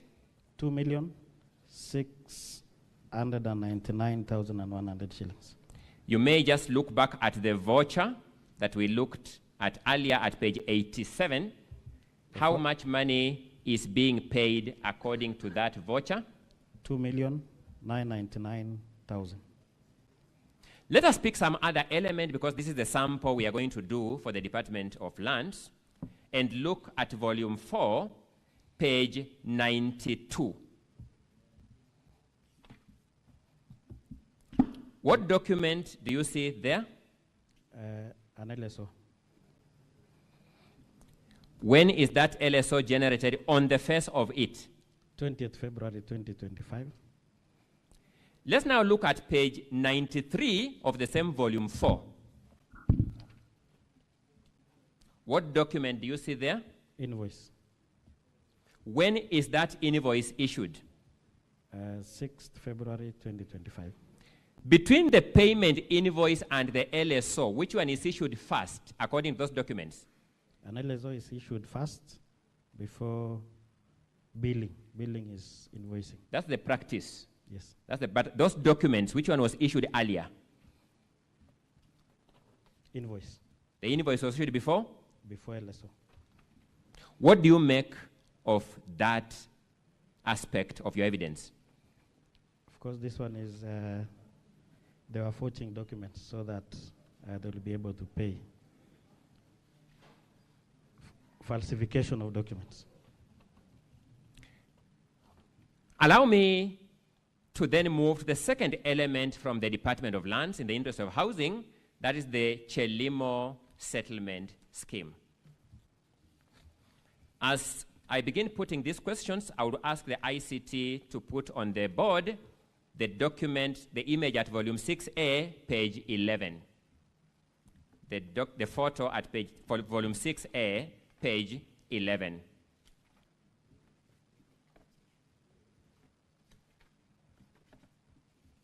Look at volume 4 on your end, witness, page 38. Volume 4, page 38. What do you see there? A payment voucher. What is being paid for?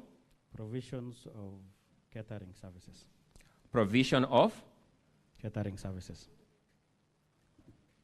How much money is being paid under that, in that voucher for catering services?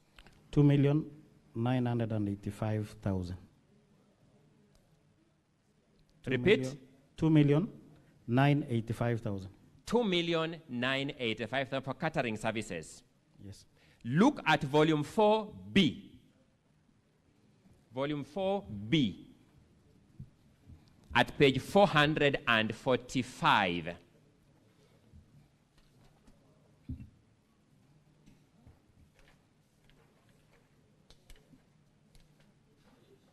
Page 445, 445. What do you see at that page? A budget. Sorry? A budget. County Government of Kericho budget estimates for the financial year 2024-2025, lands, housing, and fiscal planning. That is the budget for 2024-2025, Department of Lands. Yes. That is the department from which the voucher we have looked at earlier relates? Yes, yes. What was the budget for catering? You may find it as the fifth item from below, in that budget line, the fifth item counting from below. 1,500,000 shillings. The budget for that item is 1,000,005 shillings. And 500. And 500 yes. Shillings. Yes. How much money is the voucher paying? 2,985,000. Is that payment within the budget? No, it is more than the budget.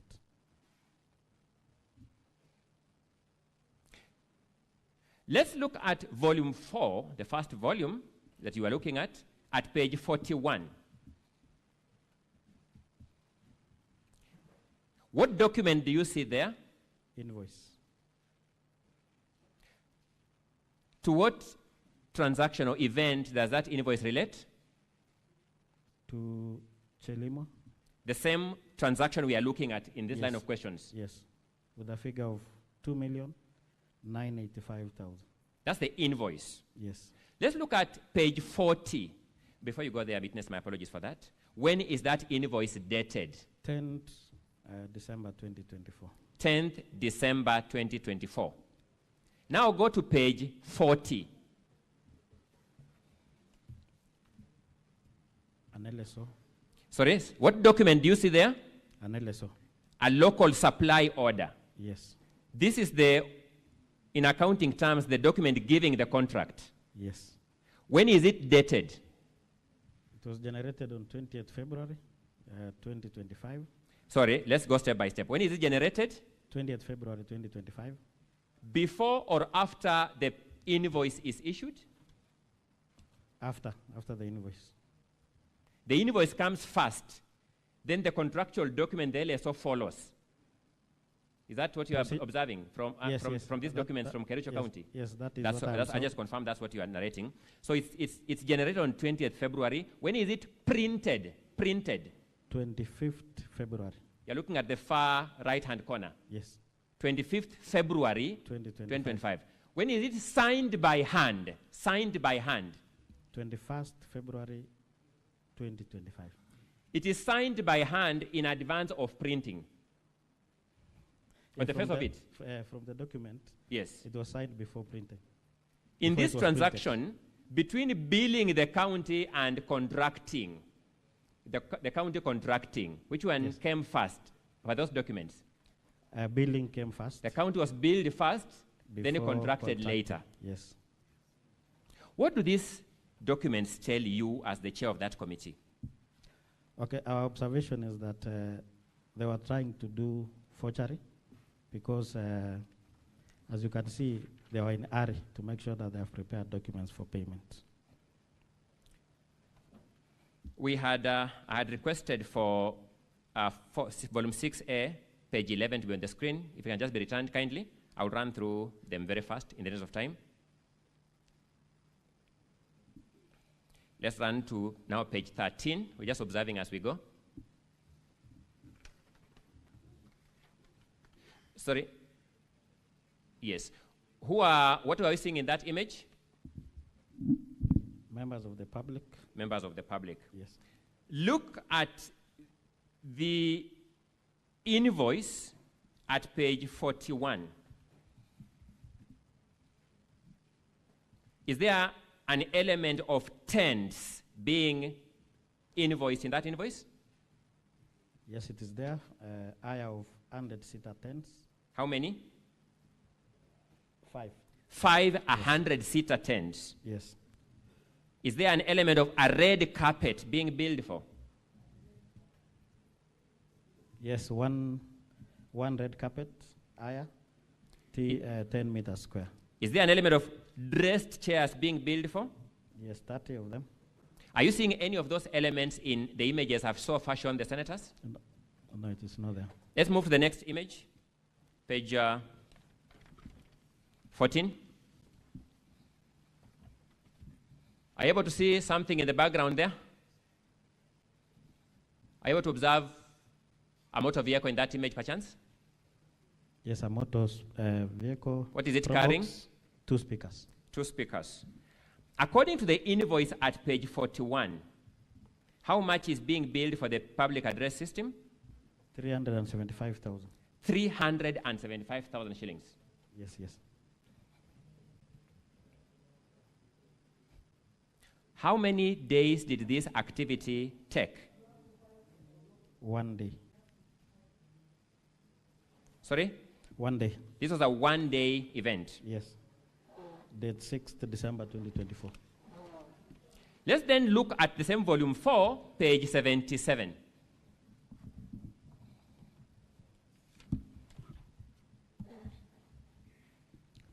There is a requisition for facilitation during public participation at Chelimo.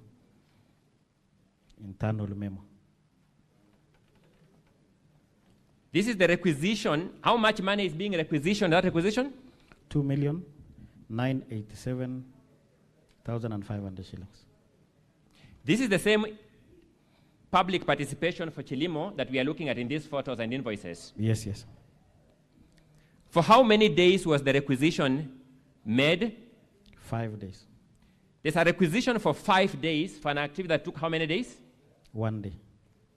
And the public participation was expected to be done on 18th November 2024 as per that requisition. And the invoices say it was done when? The invoice, page 40.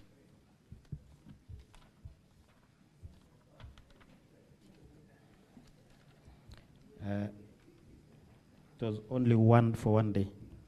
And the date is 6th December 2024. Thank you as so per- much. Yes.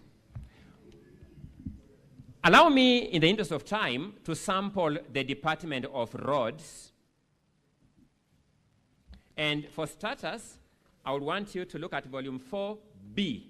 Volume 4B, page 343.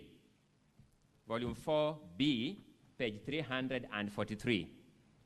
What transaction do you see at that page? It's an internal memo, a report on inspection and acceptance for construction of Lelsotet Bridge.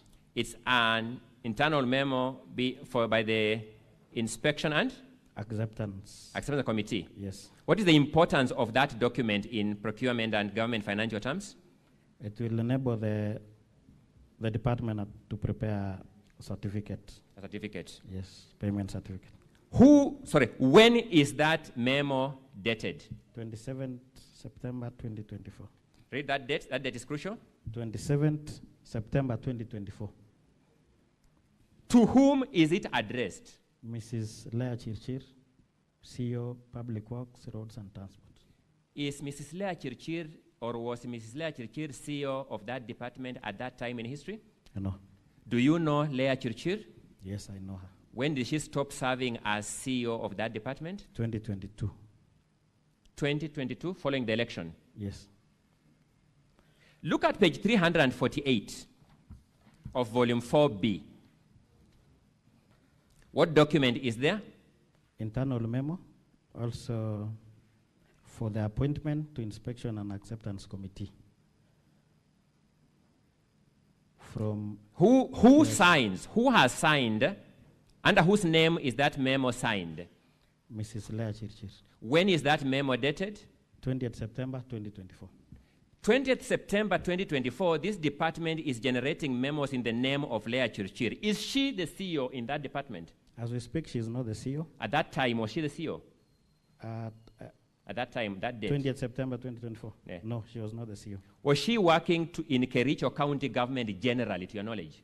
Yeah, she was working from 2017 to 2022 as a CEO. In 2024, was she working there? No.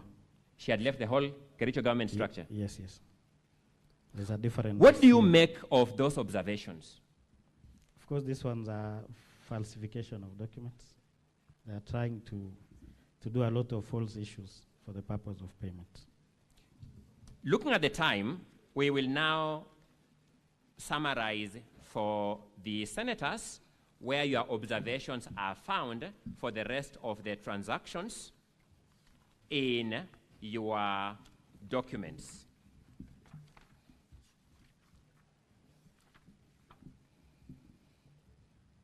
Draw the senator's attention to volume 2, which is where your affidavit is found at page 63.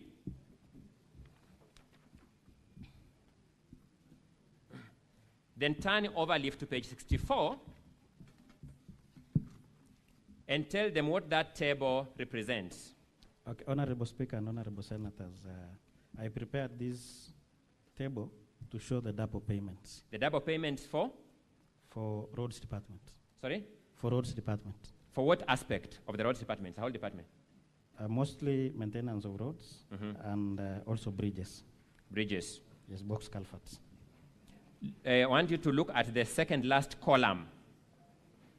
The second last column is first payment. Of what? Of retentions. And the second column? The second payment for the same project, and it's also retention of the same amount. My apologies. Volume number 2, page 65. Just count the binding. 64 now, page 64. Sorry, Council, what is it, Senator Onyonka? I was saying, could you please give us the page reference? Because you're so fast. My apologies. And I know you're fighting time. I'm wrestling time. Thank you so much, Senator. Thank you so much. We are looking at the table in volume 2, and the table starts at page 64. Volume 2, the table starts at page 64. So, just so that we don't miss the point, what do you say this table represents? It represents a double payment of retention fees. Where did you get this data from? From the retention register. From the retention register? Yes.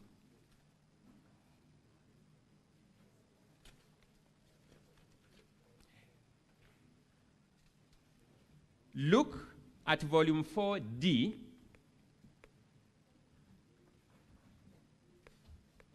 For dog, at pages 221 to 244.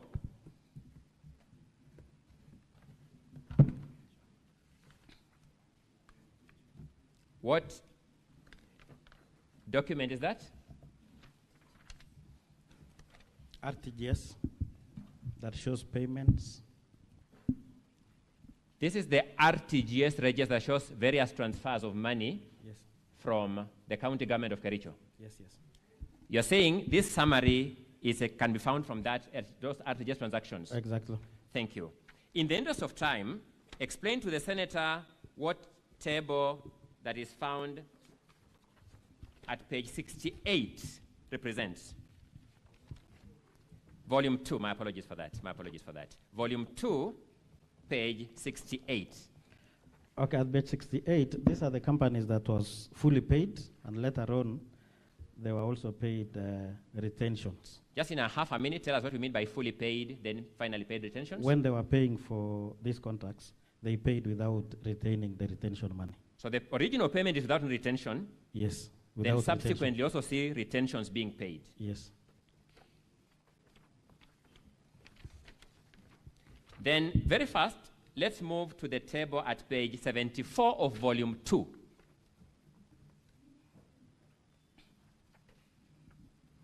What does that table represent? It represents tender irregularities in the Department of Finance and Economic Planning. These are the supplies that was made without documents. For example, there was no tender. For example, this one, Fitch Focus Limited, they were supplying and delivery of stationaries. There were no professional opinion. There were no tender award letter provided. There were also no tender opening and evaluation minutes. And there was also no inventory in the form of ledgers, that is S11 or S13 provided. In a nutshell, what are you telling the senators at paragraph 25 on page 77 of volume 2 regarding the Health Services Department? Paragraph? 25 at page 77, yes. Okay, in that paragraph, the department contracted 2 companies to supply medical equipment at a total cost of 4 million. These companies, one of them is Afroscape Limited, at a cost which I would request honorable members to look at volume 4D, page 84, and also volume 4D, page 146, whereby they splitted the contract. They split the contract to bring it within the permissible limits for request for proposals. Request for quotations. For quotations. In a summary, what was your quarrel with the Department of Water, Energy and Environment? The Department of Water is that in this department, they contracted Rolly Ventures Limited at a cost of Kenya shilling 2.7 million to supply office furnitures. And unfortunately, there was no budget. What was the budget line for that item? 1 million. Sorry? 1 million. And how much, what's the value of the sum being contracted? 2.7 million. 2.7 million. Are these depositions in your affidavit true representation of what your committee actually established by looking at the documents? Yes, yes. Are those documents before these senators in full? Yes. Are you adopting the contents of those documents as your evidence? Yes, I adopt. The governor then says, you never gave him time to implement these findings. What do you say to that, to the senators? What I can say is that the governor is obligated to make, especially when he sees those things happening in his government, he's supposed to have acted on it. For example, whistleblower whistled on 10th June 2025 that there was fictitious payment. So he was supposed to act or to look at all those departments that is affected so that he sees if these things are real or not. You're saying instead of waiting for the assembly.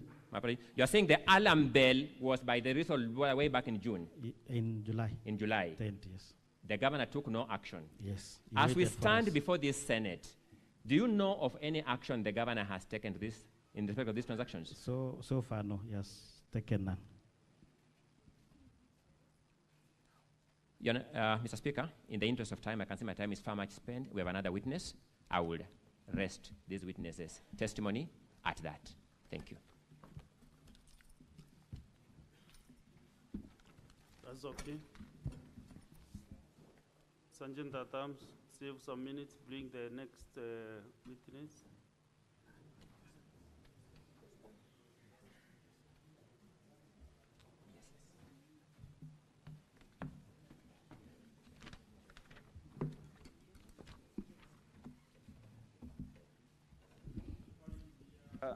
We are embarrassing of the time. You can go ahead, Council of the Governor.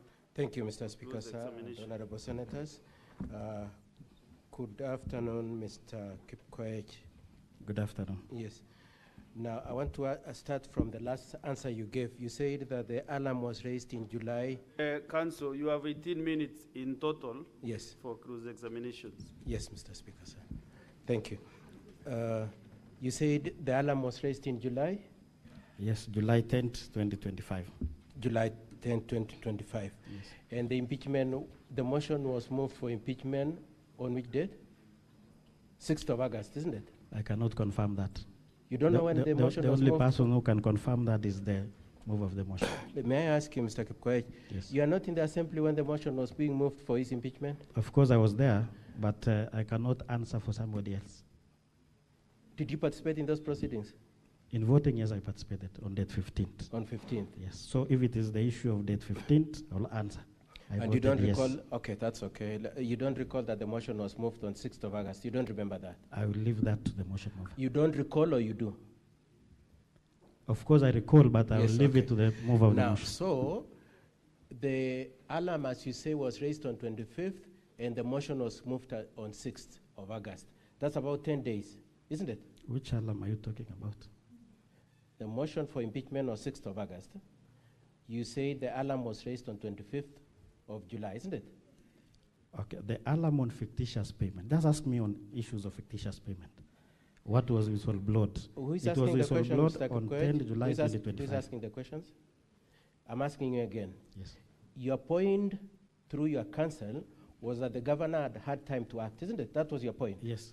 And it is because he had the alarm as on 25th of July, isn't it? That was your point, isn't it? Okay, the alarm... Mr. Speaker, sir, I am really struggling with time. If the witness could just answer without being obstinate. Yeah, you should just answer it. But I've not said anything Either about yes 25th. or no. If you don't, you are not aware, and just say no, yes. Did you say the speaker had time to act, the governor had time to act? Yes. And when was the, according to you, when was the alarm raised? The alarm on fictitious payment was raised on 10th of July. Of 10th of July. Yes. And so as of 6th of August, when the motion for his impeachment is being moved, he had had about 20 days, isn't it? Basically about 25 days. Yes. And according to you, that was adequate time for him to have acted, isn't it? Yes. Okay. Now, I want to move on to a different issue. These fictitious payment report, the other reports, were they sent to the governor? Yes, it was sent to the governor. Were they sent before the motion to impeach or after? Before the motion. Before the motion? Yes. Which date were they sent to him? 5th of? August. 5th of August. Yes. Just a day before the motion for impeachment, isn't it? The speaker has told you to answer the question. Please, if you don't know, say you don't know. They were sent a day before the impeachment, isn't it? Yes, a day before. Okay. And that one day was enough for him to act? He had enough time from the Let me ask you a different question.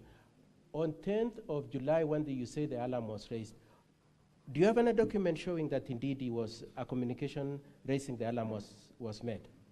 During, in the report, you Please just answer my question. In the totality of the documents you've brought to court, do you have any document saying, I can place my finger on this document showing that indeed the governor was notified on 10th of July that there are improprieties in the county? I don't have. You don't have. Okay. And each of those reports provided for time to act, isn't it? Yes. These fictitious payment and all the other reports gave timelines within which the governor was to act, isn't it? Yes. And by the time the motion is being moved on 6th of August, that time had not expired, had it? It had not expired. It had not expired. Thank you very much. Now, the whistleblower, according to your paragraph 3, is the deputy governor, isn't it? Yes. That deputy governor deputizes the governor himself, isn't it? Yes, yes. Have you moved to impeach him because he's equally responsible? We have not. You have not? Yes. Firstly... So just a minute, Council. Yes, Mr. Speaker.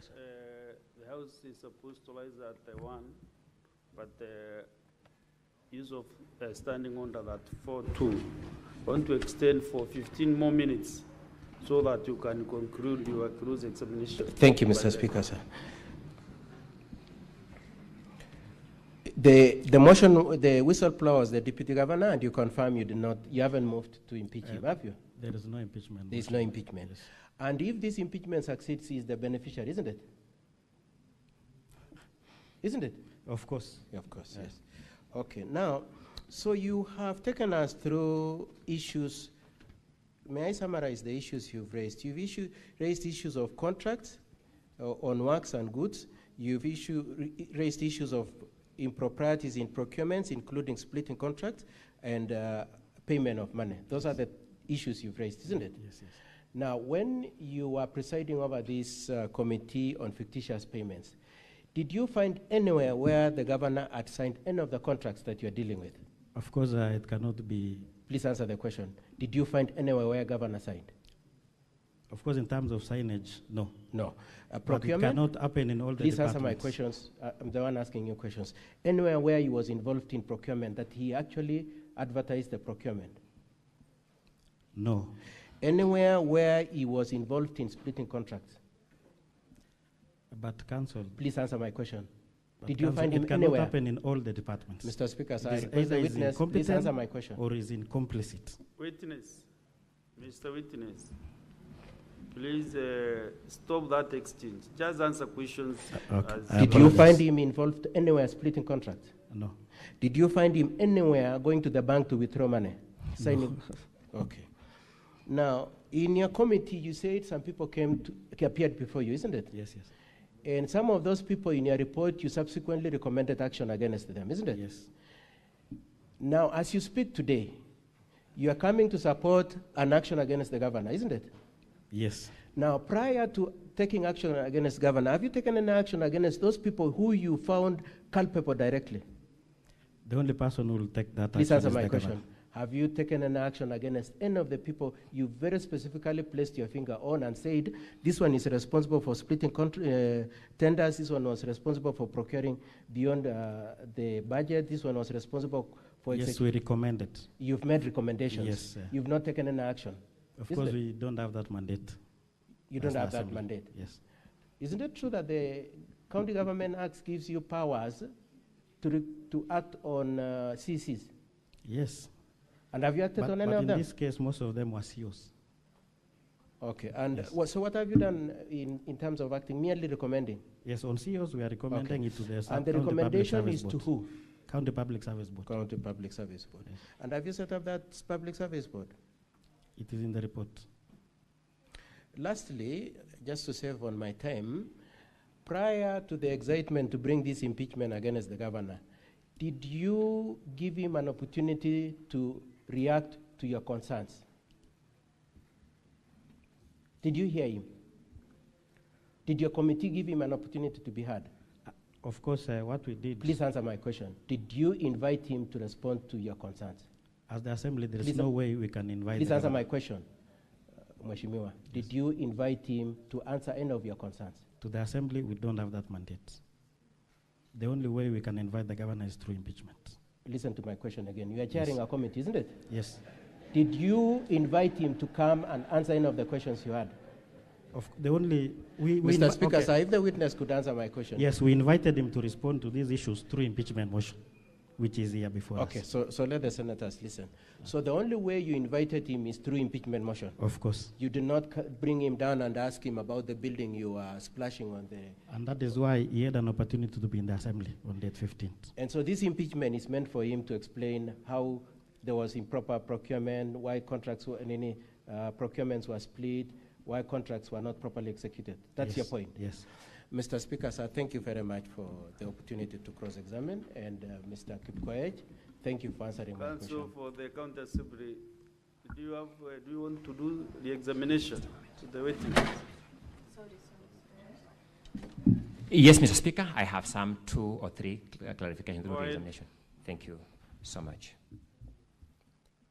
Who raised the alarm that founded the basis for forming the ad hoc committee? Deputy Governor, His Excellency Fred Kirui. In which department does the deputy governor work? In which section of the county structure? Executive or the assembly? He is the principal assistant of the governor. The principal assistant to the governor is the one who raised these issues? Yes. You've been asked about the deputy governor being the principal beneficiary of this impeachment motion. My question to you is, the facts in the deputy governor's alarm, when you did your investigation, did you confirm them to be correct or false? The facts he raised, were they eventually confirmed to be correct or false? It was correct. It was correct. Yes. Who supplied you with the documents that helped you to verify the allegations in the DG's alarm? CC Finance. The CEC Finance. CEO Finance and chief officers from the affected departments. To whom is the CEC Finance answerable? To the executive headed by the governor. To the executive headed by the governor. You have been asked as to why you now attribute these actions to the governor without any signature of his on the paper trail. What do you say to that? It cannot be coincidence that all the departments is being affected by all these fictitious payments. It's either the governor is incompetent or is in support. That is all in my re-examination.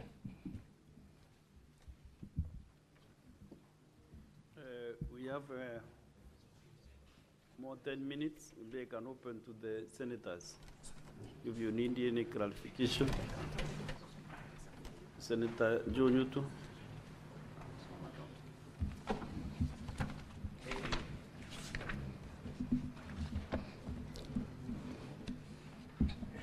Thank you, Mr. Speaker. I just need to seek some clarification from the witness. Mr. Witness, when you did this fictitious payment report, yes, you must have been motivated by the need to see that resources in Kericho County government were expended in the right way. Yes, yes. And it is also true that the governor does not or did not sign any of those documents. So once this corruption, because it's corruption, was found to have happened, apart from impeaching the governor, did you, as a committee or as a personal level, find it necessary to report this crime to EACC as a good resident of Kericho County? Thank you, Mr. Speaker.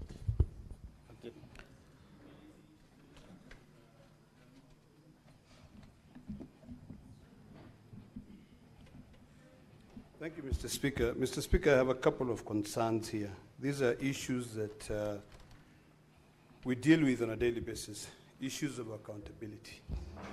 And now I am deliberating on the earlier resolution of the House, as chaired by the Speaker, in terms of calling additional witnesses to be able to verify certain claims which are being raised here.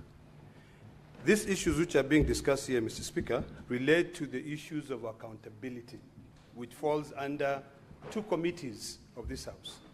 Specifically, the Committee on Public Accounts, Committee of this account. I have followed keenly on the submissions by the Council for the Assembly.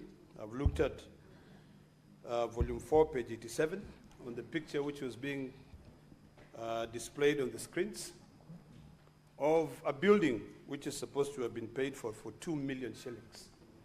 And all of us here are quite clear. And I've also followed keenly on the issues that have been raised in terms of public participation, on the expenditures which were incurred for that exercise. My concern here is this. The earlier issue that we're dealing with was an issue of technicality. But now we come to the issue of a fiduciary responsibility. The question that I have, and I have two questions for you, Mr. Speaker, is one. Will it be in order? Witness. You know I'm not the witness. Sorry, Senator, will it be a request for you, Mr. Speaker? Will it be in order for us to call for the contractor who was paid this money? Because we're all talking about fighting corruption. If a contractor was paid 2.8 million to fix a building and it was not built, we need to be able to separate fact from fiction. Number two, now to the witness. You have indicated that you have carried out a fictitious expenditure report, and you are able to identify these payments, that payments were made. You know, there's one which was overpaid. There was one department that you alleged, the water, I think water, was budgeted for 1 million shillings, but the overpayment was for... My communication and all the time we have been consuming 2 minutes only. Then because of can time. I finish this? You should have told me that, Mr. Speaker. So just because, conclude. Mr. Speaker, this is a very important matter. Conclude within 1 minute. Okay, thank you, Mr. Speaker.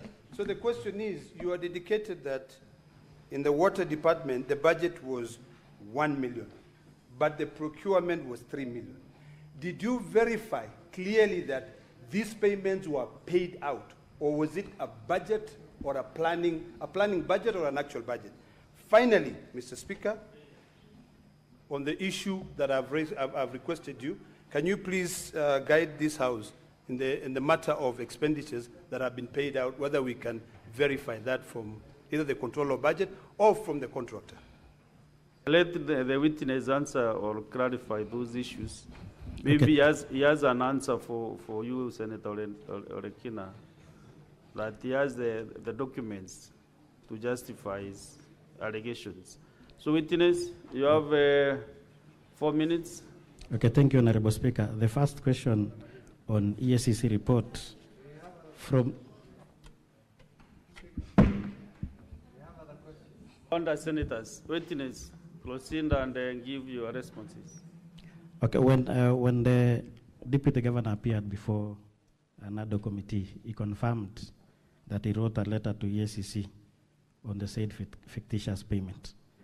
We also invited the County Secretary, who confirmed that they have also received the reports from the ESCC. So when we saw that already the ESCC has a report, we decided to deal with the issues that we were expected to do by the Assembly. On the issue that was raised by Senator from Narok, we have a budget, and that budget has only a figure of 1 million. And when the CC appeared before us, he confirmed that all the payments in that list of fictitious payment was paid. So which means it was overdrawn in that fourth line item. Thank you. Senators, are you done with the answers? Yes. Then I have 2-3 minutes for other senators to still ask their questions. Senator Kericho, Senator Keroche Tabitha.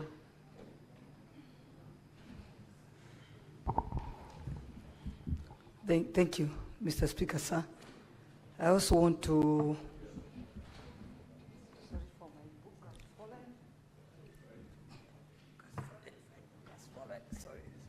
Sorry, my apologies. I also want to ask the witness, Mr. Witness, because I believe a county is governed and it has systems and structures. And I believe your department, the committee you hold, plays a great role. Yes. Let's come to the procurement plans, the payment vouchers, and the local service orders, deliveries, invoices, and all that. So I would really ask you how it happened that money was paid prior to the job being done. So where do you come in? Or is it that you are just, is it called stamp? Just a committee for stamping things? Because I don't think the CEO, I've been a CEO of a company, so I know the CEO does very little. He depends on the people on the ground. I'm supporting what you've done, because as MCAs, having a code for when you see misappropriation of your funds and all that, is you deserve to be commended, because some of us, we come from counties that misappropriation of funds is a everyday business. But we've never had any, even our MCAs attempting even to impeach our governor. So congratulations for that. But for now, I just want to understand. I just want to... Senator Tabitha Keroche, let the witness answer you within less than 1 minute. If you have... But the time is over. Yes, witness, answer that. Okay, thank you, Honorable Speaker.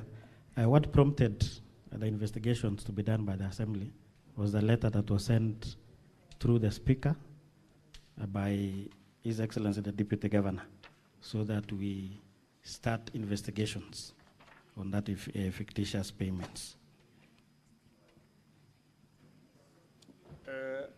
Honorable Senators, more senators will have time in the afternoon to still ask for seek for clarifications.